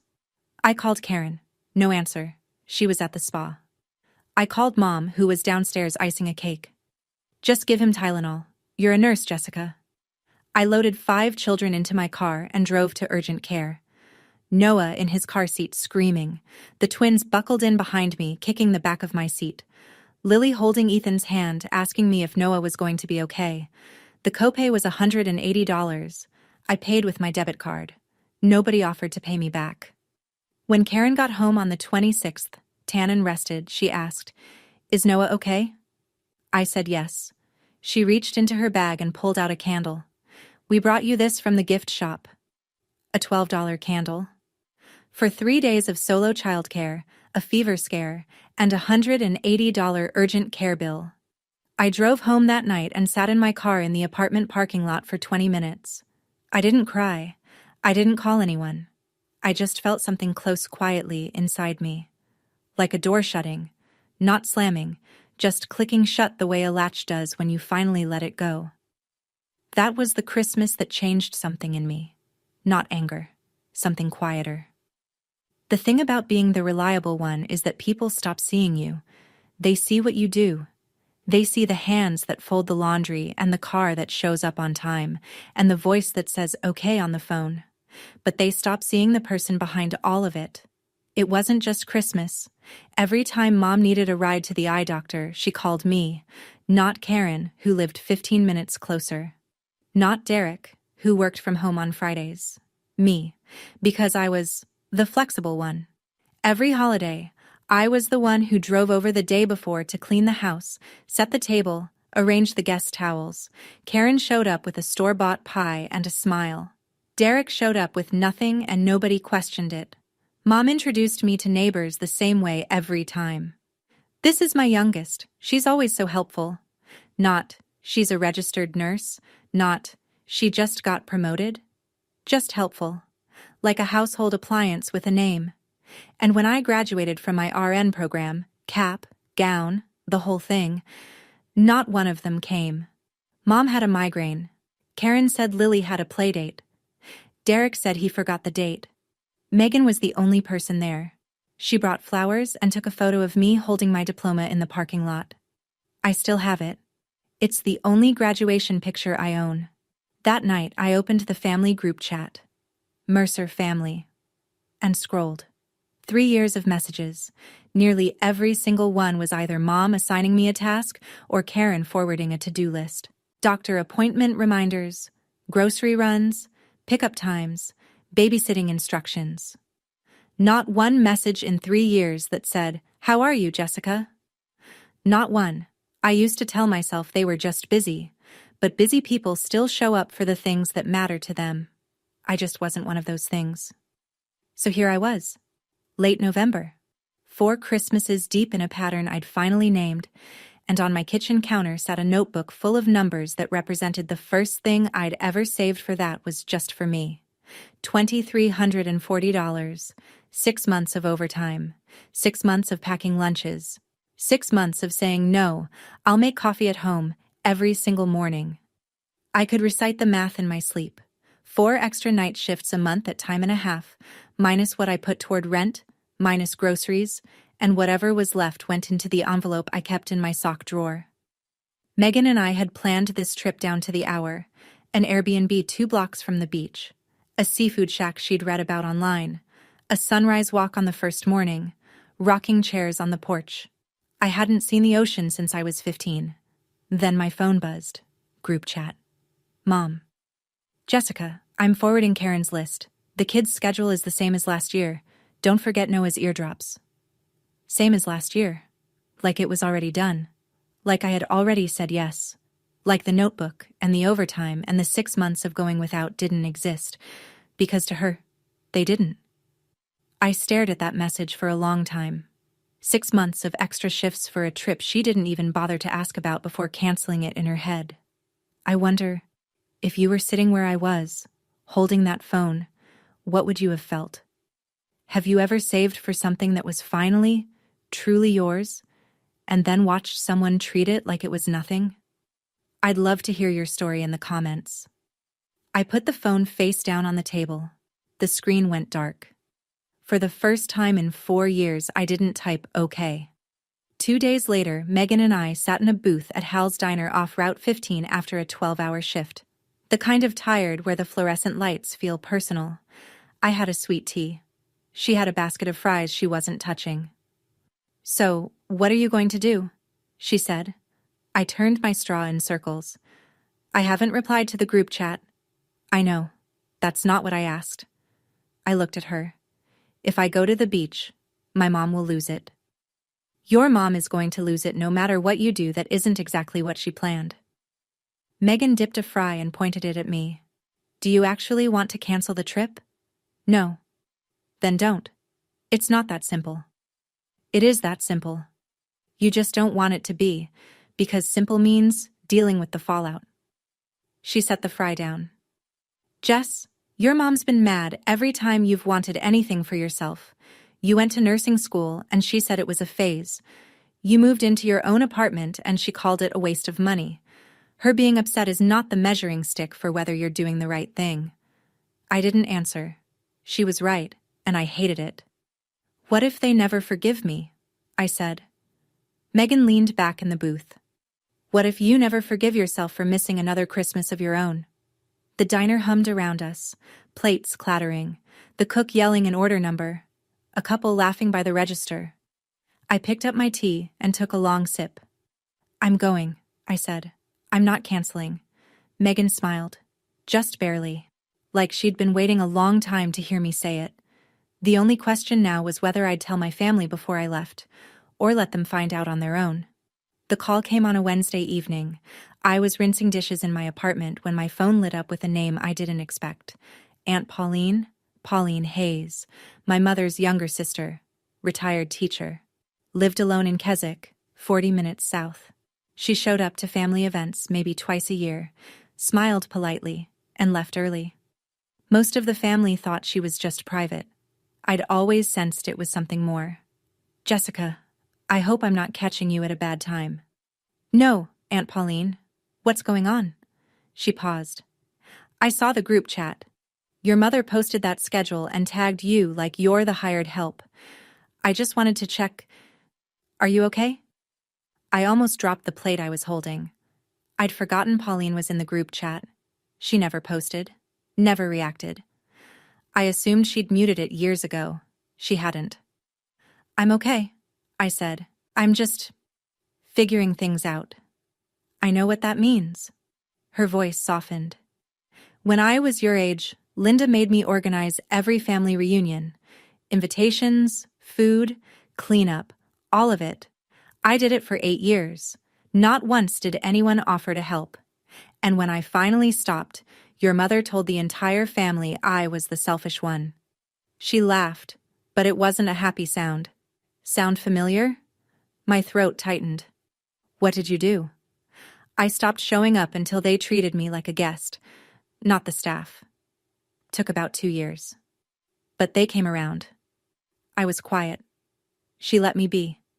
"Whatever you decide, sweetheart, I just want you to know, choosing yourself is not the same as abandoning your family." I whispered a thank you that probably didn't sound like enough. Then, just before she hung up, Pauline added something that changed everything. "And Jess, I've been reading that group chat for 3 years. I've seen every message your mother sent about you. You should know that." The line went quiet. My kitchen felt very still. After Pauline hung up, I sat on my couch with the phone in my lap and opened the group chat. I'd read these messages before. Hundreds of them, over 3 years. But I'd always read them the way you read road signs on your daily commute. Background noise, routine, expected. This time, I scrolled with different eyes. Last Christmas, December 24th, 3:14 p.m. I was at urgent care with Noah, 5 kids in tow, and there was my mother, texting Karen in the same group I was in, as if I wouldn't see it. She's fine. She likes feeling needed. It gives her something to do. Karen's reply, 2 minutes later. Loyal, true. Better than her sitting alone in that little apartment. I kept scrolling. 2 years ago, the week after I'd suggested rotating babysitting duty. Mom to Karen. I'll handle Jessica. She'll come around. She always does. And then the most recent one, sent the night after Thanksgiving, less than 3 weeks ago. I'd gone home. I'd sat in my car with shaking hands. And while I was driving through the dark, my mother had typed this to Karen. Jessica doesn't have a real life anyway. She should be grateful we include her at all. I read it once. I read it twice. I read it a third time. Slowly, the way you reread a sentence that doesn't make sense until it suddenly makes too much sense. She should be grateful we include her at all. I set the phone down. I pressed my palms flat on my knees and breathed. I didn't screenshot anything. I didn't need to. Those messages were sitting in a group chat that every member of the family, including Aunt Pauline, could scroll through any time they wanted. I picked the phone back up and called Megan. 1 sentence. We're going, and I'm not telling anyone. The next 2 weeks were the strangest of my life. I went to work. I came home. I cooked dinner. I replied to texts from friends. And the whole time, I carried a secret that sat in my chest like a warm stone. The group chat kept pinging. Mom sent updates almost daily. Noah's nap schedule, Ethan's new food sensitivity, the brand of wipes Lily preferred. Every message was addressed to me, but none of them were really for me. They were instructions. Dispatches from a general to a soldier who hadn't been asked if she wanted to enlist. I read them all. I didn't reply to any of them. I just tapped seen and moved on. At home, I packed my bag slowly. 1 carry-on, sundresses, a swimsuit, sandals, a paperback I'd been meaning to read since the summer. I put my out-of-office on at the clinic. I confirmed the Airbnb. I checked the weather in Outer Banks. Mid-50s, sunny, light wind off the water. Not beach weather for most people. Perfect weather for me. 1 week before Christmas, Mom called. So you'll be at the house by noon on the 23rd, right? Karen's flight is at 3. She needs to leave by 1. I held the phone against my ear and looked at my suitcase sitting by the door. I'll let you know, Mom. Silence. What do you mean, let you know? It's Christmas, Jessica. I'll let you know. I could hear her breathing. I could hear the gears turning. The recalculation, the irritation, the barely controlled need to say something sharp. But she didn't push it. Not yet. She thought she had time. She thought I'd come around. I always had before. I hung up, and the apartment went quiet. Just the radiator and the sound of my own breathing. Following through on my own plans felt like the most radical thing I'd ever done. December 21st, our last shift before the break. Megan and I ate lunch in the staff room at the clinic. Plastic chairs, a microwave that smelled like last week's soup, and a window that looked out at the parking lot where my car sat packed and ready. Are you nervous? Megan asked, peeling the lid off a yogurt. A little, I said. Not about the trip. About my phone on the 23rd. Turn it off. I can't. What if something's actually wrong with one of the kids? Megan thought about it. Then leave it on, but don't pick up unless it's a real emergency. You'll know the difference between panic and guilt trips. You've had enough practice. My phone buzzed on the table between us. Group chat. Mom had sent a photo. The house, fully decorated. Garland on the staircase. A wreath on the front door. A tree in the living room with mismatched ornaments the grandkids had made. Below the photo, her message. All ready for the family. Jessica, the kids' room is set up. I put the air mattress in there for you too. Megan leaned over my shoulder and read it. She looked at me. Air mattress. In the kids' room. Yeah. She set up a bed for you in the room with 5 children. Yeah. Not the guest room, not the couch. The kids' room. With the crying toddler and the twins who kick in their sleep. I said nothing. Megan sat back. You know what the Airbnb in Outer Banks has? What? King beds. She pointed her spoon at me. 2 of them. I laughed. It was the first real laugh I'd had in weeks, the kind that starts in your stomach and pushes everything else out of the way, even if just for a second. 2 days, 48 hours, and I'd be somewhere no one had assigned me to be. December 22nd, 9 p.m., the night before everything. My apartment was dark except for the lamp on the nightstand and the blue glow of my phone. The suitcase sat by the front door like a promise. Alarm set for 5:30. Flight at 8. I called Aunt Pauline. She picked up on the first ring, like she'd been waiting. Tomorrow? She asked. Tomorrow. Are you sure? I'm sure. I heard her exhale, slow and steady, the way someone breathes when they've been holding something in for a while. Good. I'll be watching the group chat. And if it gets ugly, you call me. Aunt Pauline? Yeah, sweetheart. Do you think I'm wrong? She didn't hesitate. Wrong for what? For having a life? A pause. Honey, the only wrong thing would be spending another Christmas being someone's free help while pretending it's love. I pressed my forehead against the window. The street outside was empty. A thin frost was forming on the windshields in the parking lot. Get some sleep, Pauline said, and take pictures of that beach for me. We hung up. At 9:47, my phone rang again. Mom. I let it go to voicemail. Her message was 22 seconds long. I played it once. Jessica, Karen's dropping the kids' bags off at my place tomorrow morning. Be here by noon. Don't be late. No, please. No question mark. Just an order. Delivered in the same tone she used to tell me to set the table when I was 12. I listened to it one more time.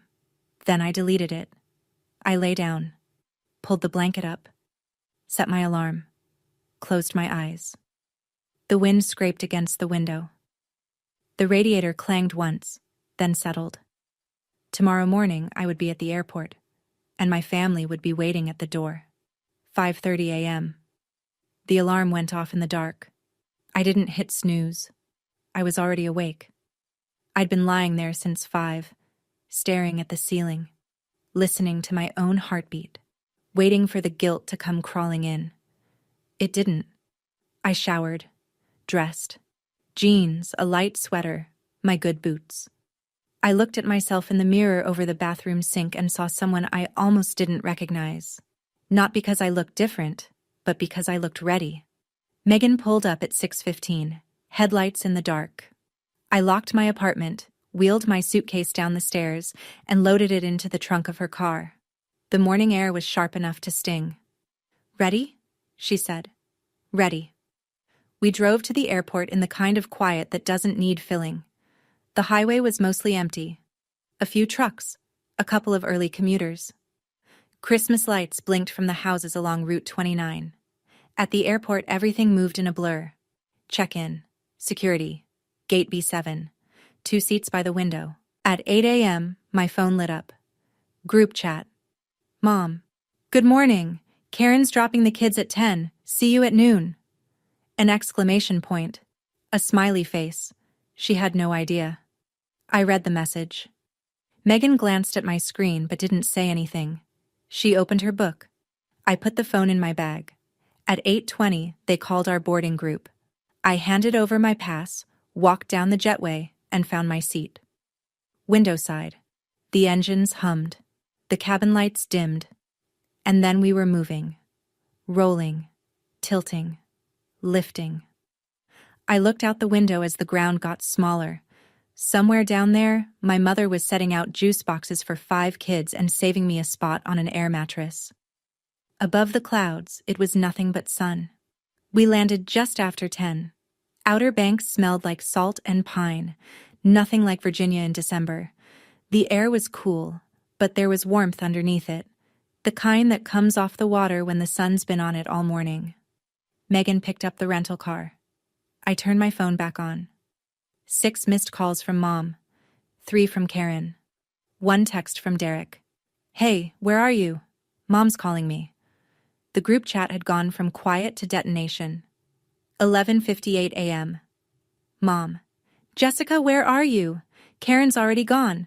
The kids are here. Call me. 12:03. Mom again. This is not funny. I'm calling you. 12:07. Mom. All caps. Jessica, answer your phone. I stared at the screen. Megan was loading our bags into the trunk and pretending not to watch me. At 12:12, Mom called again. I picked up. Jessica, where are you? Karen left an hour ago. The kids are... I'm not coming, Mom. 3 seconds of silence. I counted. I told you I had plans, I said. Merry Christmas. I hung up. My hands were steady. My voice had been steady. And the quiet afterward, standing in a parking lot in Outer Banks with the sound of seagulls overhead and sand blowing across the pavement, felt like the first honest silence I'd had in years. 12:20. The group chat erupted. Mom. She's not coming. She left. She left us with 5 children. Karen, from wherever her flight had taken her. What? This can't be happening. I can't cancel my flight. Derek. Wait, seriously? I locked my phone and slid it into my pocket. Megan opened the driver's side door and looked at me over the roof of the car. Beach? She said. Beach. The ocean was 7 minutes away. My family was 300 miles behind me. Karen didn't make it to the resort. I found out later through the group chat, which I read but didn't respond to, that she'd been at the gate when Mom's call came in. Her flight was boarding. Brad was already in his seat. And Mom was on the other end of the line with 5 kids screaming in the background saying, "You need to come back. Jessica isn't coming. I can't do this alone." Karen called Brad from the gate. I can only imagine how that conversation went, because what showed up in the group chat was Karen's version, filtered through fury. I had to leave the airport. The resort was $1,200, non-refundable. The change fee on my ticket was $400. That's $1,600 gone because Jessica decided to take a vacation. Brad apparently didn't share her sympathy for Mom. Karen posted in the chat, "Brad says this is our problem, not Jessica's. He says he told me this would happen. He literally said, you can't keep dumping your kids on your sister and expect her to say yes forever." I read that message 3 times. Brad, who I'd never heard say more than pass the rolls at Thanksgiving, had said that, out loud. To Karen. By 2 p.m., Karen was back at Mom's house, bags still packed, mascara smudged, standing in the foyer with 5 children who wanted to know why Aunt Jess wasn't there. And that's when Karen asked the question nobody had thought to ask before. Mom, did Jessica actually say she would watch them? Silence. She didn't need to say it, Mom said. She always does it. Karen stared at her. Mom, that's not the same thing. 1 sentence, and in that sentence a crack appeared, thin, quiet, almost invisible, in the wall my mother had spent 4 years building. Derek had always been the quiet one, not quiet in a thoughtful way, quiet in a convenient way. The kind of quiet that lets you sit through 4 years of someone being used and never have to say the uncomfortable thing. But on December 23rd, his wife said it for him. Derek and Tina were 2 hours away at her parents' house when Mom called. I pieced this together from his messages in the chat. Mom wants us to come back, Derek posted. She says she can't handle the kids alone. Tina apparently took the phone. What came next wasn't from Derek. The tone was too direct, the punctuation too clean. Linda called and told Derek to drive back to help with the kids. We just got here. My parents cooked all day. We're not leaving. Then, 20 minutes later, Derek posted again. And this time I could tell Tina was standing over his shoulder because he wrote something I'd never seen him write before. An actual opinion. Mom, I think we need to talk about this after Christmas. Jessica might have a point. Mom's reply was instant. A point? She abandoned this family on Christmas Eve. Derek didn't respond, but Tina did. Not in the group chat. She texted me privately. I didn't see it until later that night, sitting on the porch of the Airbnb with a blanket over my knees and the ocean a block away. Hey Jessica, it's Tina. I want you to know something. We pay our babysitter $20 an hour. You watched 5 kids for 3 days last Christmas. That's over $700 in free labor. And your mom called you selfish for stopping. I just want you to know, you're not the selfish one. I read it twice. Then I held the phone against my chest and listened to the waves. My mother has always been good at one thing above all else, controlling the story. She did it when Dad left. She did it when Pauline pulled away. And on the night of December 23rd, she did it again. I was sitting in a small seafood restaurant near the pier, sharing a plate of shrimp with Megan, when my phone started buzzing with numbers I hadn't seen in months. Uncle Ray, Aunt Donna, a cousin from Roanoke I hadn't spoken to since last Easter. Uncle Ray's text. Jessica, your mother says you walked out on the family? That doesn't sound like you. Call her. Aunt Donna. Honey, it's Christmas. Whatever happened, family comes first. A cousin I barely knew. Heard you ditched the kids? That's cold, Jess. Mom had called them. Every one of them. She'd gone down her contact list like a general rallying troops, and she'd told them her version. The one where I vanished without warning. Abandoned 5 helpless children, and ruined Christmas because I wanted a beach vacation. She left out the part where she never asked me. She left out 4 years of unpaid babysitting. She left out the air mattress and the urgent care bill and the group chat messages she thought nobody was reading. Megan watched me scrolling. What are you going to do?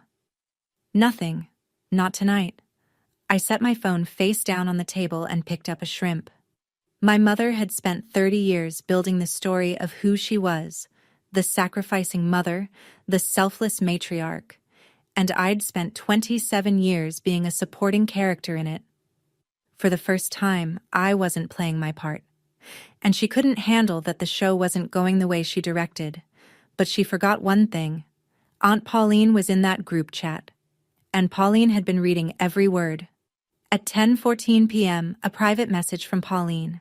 Your mother called Ray and Donna. She's telling everyone you abandoned the kids. I'm not going to sit here and watch her rewrite history. With your permission, I'd like to say something at the video call tomorrow. I replied in 4 seconds. Say whatever you need to say, Aunt Pauline. Just tell the truth. Christmas morning. I woke up to sunlight coming through white curtains and the sound of the ocean. Not an alarm. Not a child crying. Not my mother's voice calling from down the hall. Just waves. Slow, steady, unhurried waves. Megan was already up, padding around the kitchen in socks, making coffee in the little French press that came with the Airbnb. The cottage smelled like fresh grounds and sea air. I sat on the porch in a hoodie with my hands wrapped around a warm mug, and for a full 5 minutes I didn't look at my phone. It was the first Christmas morning in 4 years that I woke up without an alarm someone else set for me. 300 miles north, the other Christmas was happening. I know this because the group chat was still open, still running, still loud. 6:18 a.m. Hey, Linda. The kids are already up. Lily wants to open presents. I can barely keep up. 7:45. Karen. Mom, just let them open the gifts. I'll sort through later. 8:10. Karen again. Noah's crying again. Did you give him the eardrops? 8:30. Linda. I don't know where the eardrops are, Karen. By 9, Karen and Linda were arguing in all caps about who forgot to pack Noah's medication. Brad had texted Karen a single line that showed up in a screenshot she accidentally posted. This was supposed to be our vacation. The chaos I'd been managing alone for 4 years was now distributed among the people who'd created it, and they were drowning. Then, at 9:12, a private message from Derek. Hey, Merry Christmas. I hope you're having a good time wherever you are. A pause. Then a second message. I'm sorry I never said anything. I read it. I didn't reply. Not yet. But something in my chest loosened. Small. Quiet. Like a knot coming undone. Every Christmas at 3 p.m. the Mercer family does a video call. It's been tradition since Uncle Ray figured out Zoom during the pandemic. 15 people. 4 households. 1 hour of forced cheer and someone's kid knocking over the camera. I almost didn't join, but Megan looked at me and said, "You're still family, Jess. You just changed the terms." So at 3:02 I tapped in, the screen filled with faces. Uncle Ray and Aunt Donna in their den, a fire in the background. 2 cousins from Roanoke waving, Derek and Tina at her parents' kitchen table. Karen, sitting on the couch at Mom's, eyes red, baby Noah on her lap. And Mom, front and center, Christmas sweater, lipstick on, camera angled just right. Even in crisis, she was staging the shot. Then my square appeared. Me, on a porch, in a t-shirt, with the ocean behind me. The reaction was immediate. "Oh, look who decided to show up," Mom said. "From a beach, no less." Uncle Ray cut in. "Linda, let it go. It's Christmas." "Let it go?" Mom's voice went sharp. "She left 5 children without a sitter. On Christmas Eve? Do you know what kind of person does that?" I didn't flinch. I'd had 24 hours to prepare for this.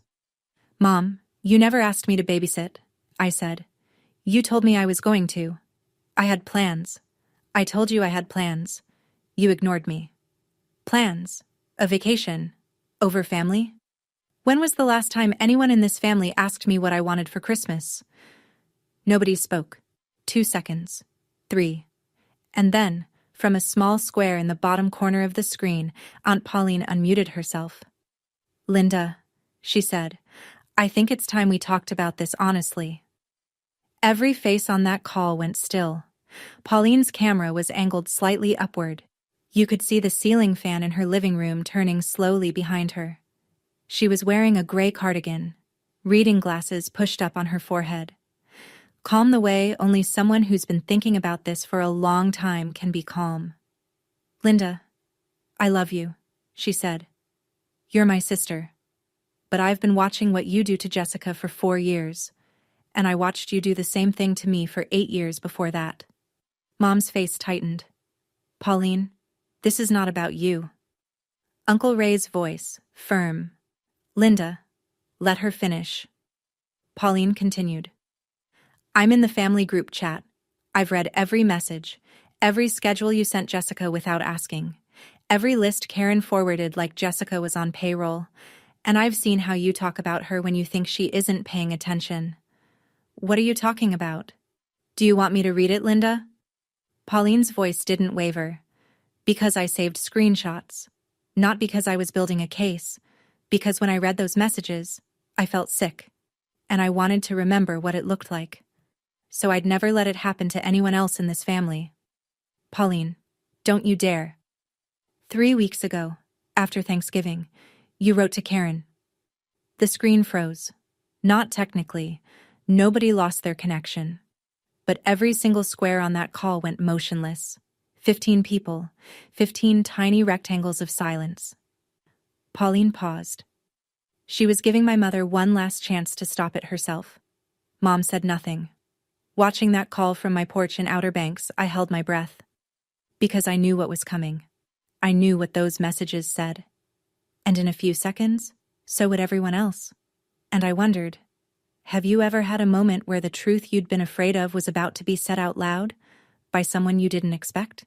What did that feel like? I'd genuinely love to know. Share it in the comments. Pauline adjusted her glasses, and she began to read. "Last Christmas," Pauline said, "December 24th, 3:14 p.m., while Jessica was driving 5 children to urgent care because Noah had 102 fever, you wrote this to Karen." She read it slowly, every word precise. "She's fine. She likes feeling needed. It gives her something to do." Nobody moved. Karen replied, and I quote, "LOL true, better than her sitting alone in that little apartment." On the screen, Karen closed her eyes. Pauline kept going. 2 years ago, after Jessica suggested rotating babysitting duty, you wrote to Karen, "I'll handle Jessica. She'll come around. She always does." Mom's mouth opened, but nothing came out. "And this one," Pauline said. Her voice dropped half a register. 3 weeks ago, the night after Thanksgiving, After your daughter told you she had plans, and you laughed in her face. You typed this. She held up her phone to the camera so everyone could see the screenshot. Then she read it aloud. Jessica doesn't have a real life anyway. She should be grateful we include her at all. Silence. Not the polite kind. Not the kind where someone's about to change the subject. The kind that presses in from every direction. Heavy. Total. Suffocating. 15 squares on a screen. No one typing.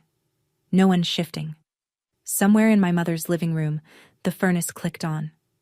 Through her microphone, I heard something I'd never forget. The soft, barely audible sound of snow falling against the window. 5 seconds. 10. The longest silence in the history of the Mercer family. Uncle Ray broke it. His voice was low, careful, like a man choosing every word on purpose. Linda, is that true? Did you write that? My mother's eyes were wet. Her mouth moved. It was taken out of context. And from the couch behind her, Karen said, Mom, I was in that chat. I read them too. They weren't out of context. What happened next was a masterclass in a person running out of weapons in real time. Mom tried guilt first. She always does. I raised those kids alone, she said, her voice cracking. After their father left. 18 years. No help. No breaks. And this is how you all repay me? By ganging up on me on Christmas Day? Aunt Donna, calm as glass. Linda, nobody is ganging up on you. But what Pauline just read?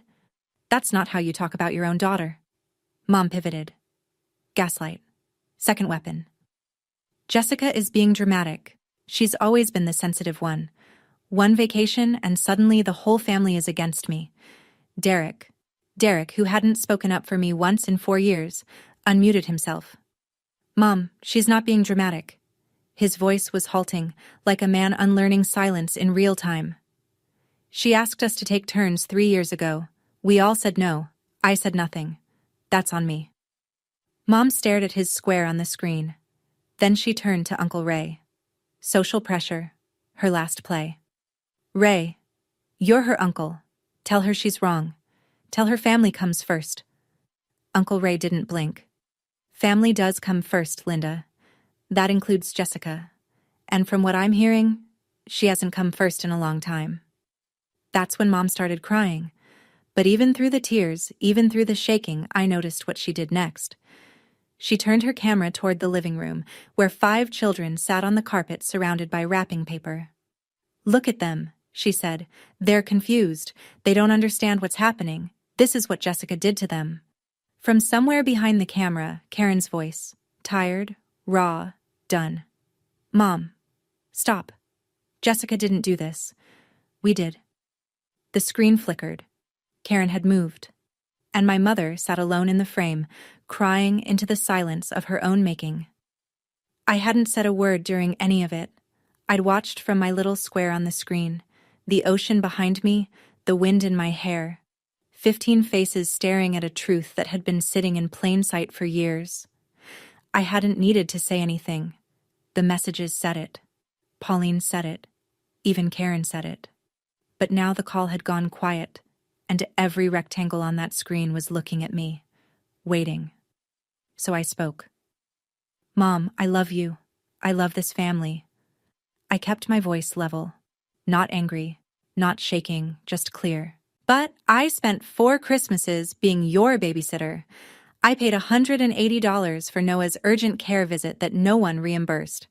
I slept on an air mattress in the kids' room. I canceled plans, skipped holidays with friends, and worked extra shifts all year so I could afford one vacation. And you announced I'd be watching the kids without ever asking me. I paused. The wind caught my hair. The waves were there, behind me, steady and indifferent. You said I don't have a real life? I looked straight at the camera. But I do. It's just that none of you ever thought to look. Nobody spoke. I'm not angry, I said. I'm just done being the person who gives up her life so everyone else can enjoy theirs. If you want me at Christmas next year, I'll be there. As family. Not as staff. The silence held for a long time. Then, from her small square in the corner, Pauline. "Well said, sweetheart." Mom's voice, when it finally came, was small. Smaller than I'd ever heard it. "I didn't know you felt that way." And I said the only thing left to say. "You didn't ask." Uncle Ray was the one who wrapped it up. "I think we all have some thinking to do," he said. "The kind of sentence a man says when he knows the room needs an exit and nobody else will build one." One by one, the squares said their goodbyes. Quiet ones. Aunt Donna waved. The cousins from Roanoke murmured, "Merry Christmas," and clicked off fast. Derek gave a small nod before his screen went dark. Karen didn't say anything. She just looked at the camera for a second, then reached forward and ended the call. Mom turned off her camera without a word. I sat on the porch for a long time after the screen went black. The sun was dropping toward the waterline, turning the sky the color of copper and apricot. Somewhere down the block, someone was grilling. The smell of charcoal drifted up with the salt air. Megan came out with 2 mugs. Chamomile tea, because she knows I don't like coffee afternoon. She sat in the chair next to mine and didn't ask how it went. She'd heard most of it through the screen door. I waited for the guilt to hit. That familiar voice. The one that had whispered for 4 years. "You should have just gone. It would have been easier." But it didn't come. Instead, I felt something I hadn't felt in years. Space. Room to breathe. Like I'd been holding my breath for 4 Christmases and finally, slowly, completely exhaled. At 7 p.m., a text from Karen. "Jess, I'm sorry about the candle comment. And the allergy list? And all of it. I should have said thank you. I should have said it years ago." I didn't reply. Not yet. I needed time. At 7:30, Pauline. "Merry Christmas, sweetheart. I'm proud of you." I typed back. "Merry Christmas, Aunt Pauline. Thank you for telling the truth." Then I put the phone away and listened to the ocean until the sky went dark. Megan and I flew back on the 27th. The Outer Banks airport was small and half empty, and we boarded a regional jet that smelled like recycled air and peanuts. I slept the whole way. First unbroken sleep I'd had in days. When I got back to my apartment, everything was exactly as I'd left it. Quiet, clean, the lamp on the nightstand still on from when I'd left in the dark 4 days earlier. Over the next week, the fallout arrived in pieces, like mail you know is coming but still flinch at when it lands. Karen lost $1,600, $1,200 on the non-refundable resort, $400 in flight change fees. She and Brad had what she later described as the worst fight we've had since the twins were born.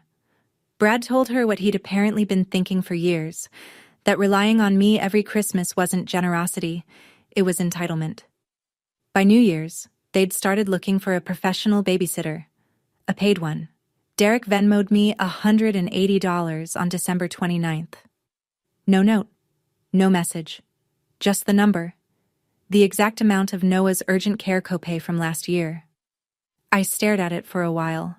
It was the first time anyone in my family had acknowledged that Bill existed. Tina texted me separately. "I told Derek he needs to step up. No more sitting on the sidelines. I'm sorry it took this long. Uncle Ray called me the day after New Year's. I'm glad you spoke up, Jessica. Your mother means well, but she's been so focused on keeping up appearances that she forgot to actually see you. And Mom? Mom didn't call. Not that week. Not a word." The woman who'd texted me daily about nap schedules and eardrops and allergy lists had gone completely, totally silent. That silence said more than 4 years of messages ever had. She called on January 3rd. 10 days of silence, and then her name on my screen at 2 in the afternoon, right when I got home from a shift. I almost let it ring. But I picked up. Because the version of me that answers the phone for her mother isn't gone. She's just not the only version anymore. "Jessica." Her voice was careful, rehearsed, like she'd practiced the opening line. "I've been thinking, and I know I said things that weren't fair." I noticed she said, "weren't fair." Not, "were wrong." A small difference, but it told me everything about where she was. "I need you to understand," she continued. "After your father left, I had to hold everything together. By myself. No one helped me. And somewhere along the way, I got used to counting on you. Maybe too much. I understand that, Mom, but understanding why you did it doesn't mean it was okay. A long breath on the other end. Pauline read those messages in front of everyone, she said. And here it was. The real wound. Do you know how humiliated I felt? I closed my eyes. Mom, I know exactly how that feels, because that's how I felt every time you announced my plans in front of the family without asking me. Silence. The kind that sits between two people who love each other and have finally run out of ways to avoid the truth. I'm sorry, Jessica. Her voice cracked. I am. I should have asked. I should have seen what you were giving up. Thank you, Mom. That means a lot. I meant it. I also meant what came next. But things are going to be different now. I'll visit when I can. I'll help when I choose to. But I'm not the default babysitter anymore. A pause. Long enough that I heard the kitchen faucet dripping on her end. Okay, she said. Just that. Quiet. Uncertain. Not comfortable yet. But a door, cracked open, barely, from the other side. The first test came 2 weeks later. I drove to Mom's house for Sunday dinner. First time since Thanksgiving. I told myself I'd stay 2 hours. I set an actual timer on my phone. Not because I wanted to be rigid, but because I needed to prove to myself that I could leave on my own terms. The house looked the same. Christmas decorations still up because Mom always waits until mid-January. The porch swing. The black shutters. The wreath on the door. But something was different. When I walked in, the table was set for 2. Not 10. Not 5 kids and an air mattress. Just 2 place settings, 2 glasses of water, and the smell of chicken pot pie. My favorite. Not Lily's. Not Ethan's. Mine. Mom didn't say much. She moved around the kitchen a little slower than usual, a little quieter. She asked me about work. She asked about Megan. She didn't mention babysitting or the video call or the beach. We ate. We talked about small things. The neighbor's new dog, the ice on the roads, whether the diner on Route 15 had changed their menu. It was careful, like 2 people relearning the shape of a conversation they'd been having wrong for years. I stayed an hour and 45 minutes. Then I stood up, kissed her on the cheek, and drove home. 2 days later, Karen called. Hey Jess, we're looking for a sitter for Valentine's weekend. Do you know anyone good? We're willing to pay this time. I gave her the name of a coworker from the clinic. Karen booked her. $20 an hour. No laminated list. Just a normal transaction between a parent and a professional. On my birthday in January, Derek texted the group chat. Happy birthday, Jess. Dinner on me this weekend? First time in 27 years anyone in that family offered to take me out instead of the other way around. I didn't burn any bridges. I just stopped crossing the ones that only went one way. It's February now. The snow outside my apartment window is starting to melt. Slow drips from the gutter, little rivers running down the parking lot toward the storm drain. Spring's not here yet, but you can feel it getting closer. On my fridge, there's a new photo. Me and Megan on the porch of that Airbnb in Outer Banks, coffee mugs raised, the ocean blurred and blue behind us. Next to it, a picture of me and Aunt Pauline from New Year's, her arm around my shoulder. Both of us laughing at something I can't remember now, but it doesn't matter. What matters is that I look happy, genuinely happy, not the performing kind. My mother and I aren't fixed. We may never be. She still slips sometimes, a comment about how it would be nice if you visited more, a pause on the phone that feels like a guilt trip loading, but she catches herself now. Or at least, she tries. And I've learned that trying, even clumsily, is more than I got for 27 years.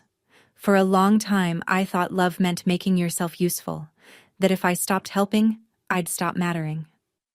But here's what I learned sitting on a porch in Outer Banks on Christmas morning while my family scrambled 300 miles away. The people who only value you when you're useful don't value you at all. And the ones who love you, really love you, will still be there when you stop performing. If you're the one in your family who always says yes, The one who cancels plans, covers the cost, watches the kids, sets the table and clears it. And nobody ever asks what you need. I just want you to know this. You're allowed to stop. Not because you don't love them, but because you love yourself enough to finally take up space. That's my story. If it reminded you of yours, I'd love to hear it in the comments. What would you have done? Boarded that plane or stayed? And if you've already drawn a line with your own family, how did it go? Every story down there helps someone else feel less alone. If this one meant something to you, hit like and subscribe. It genuinely helps more people find these stories when they need them. And if you want another one just like this, check the link in the description. Trust me, that one hits just as hard. Thank you for listening. Take care of yourself.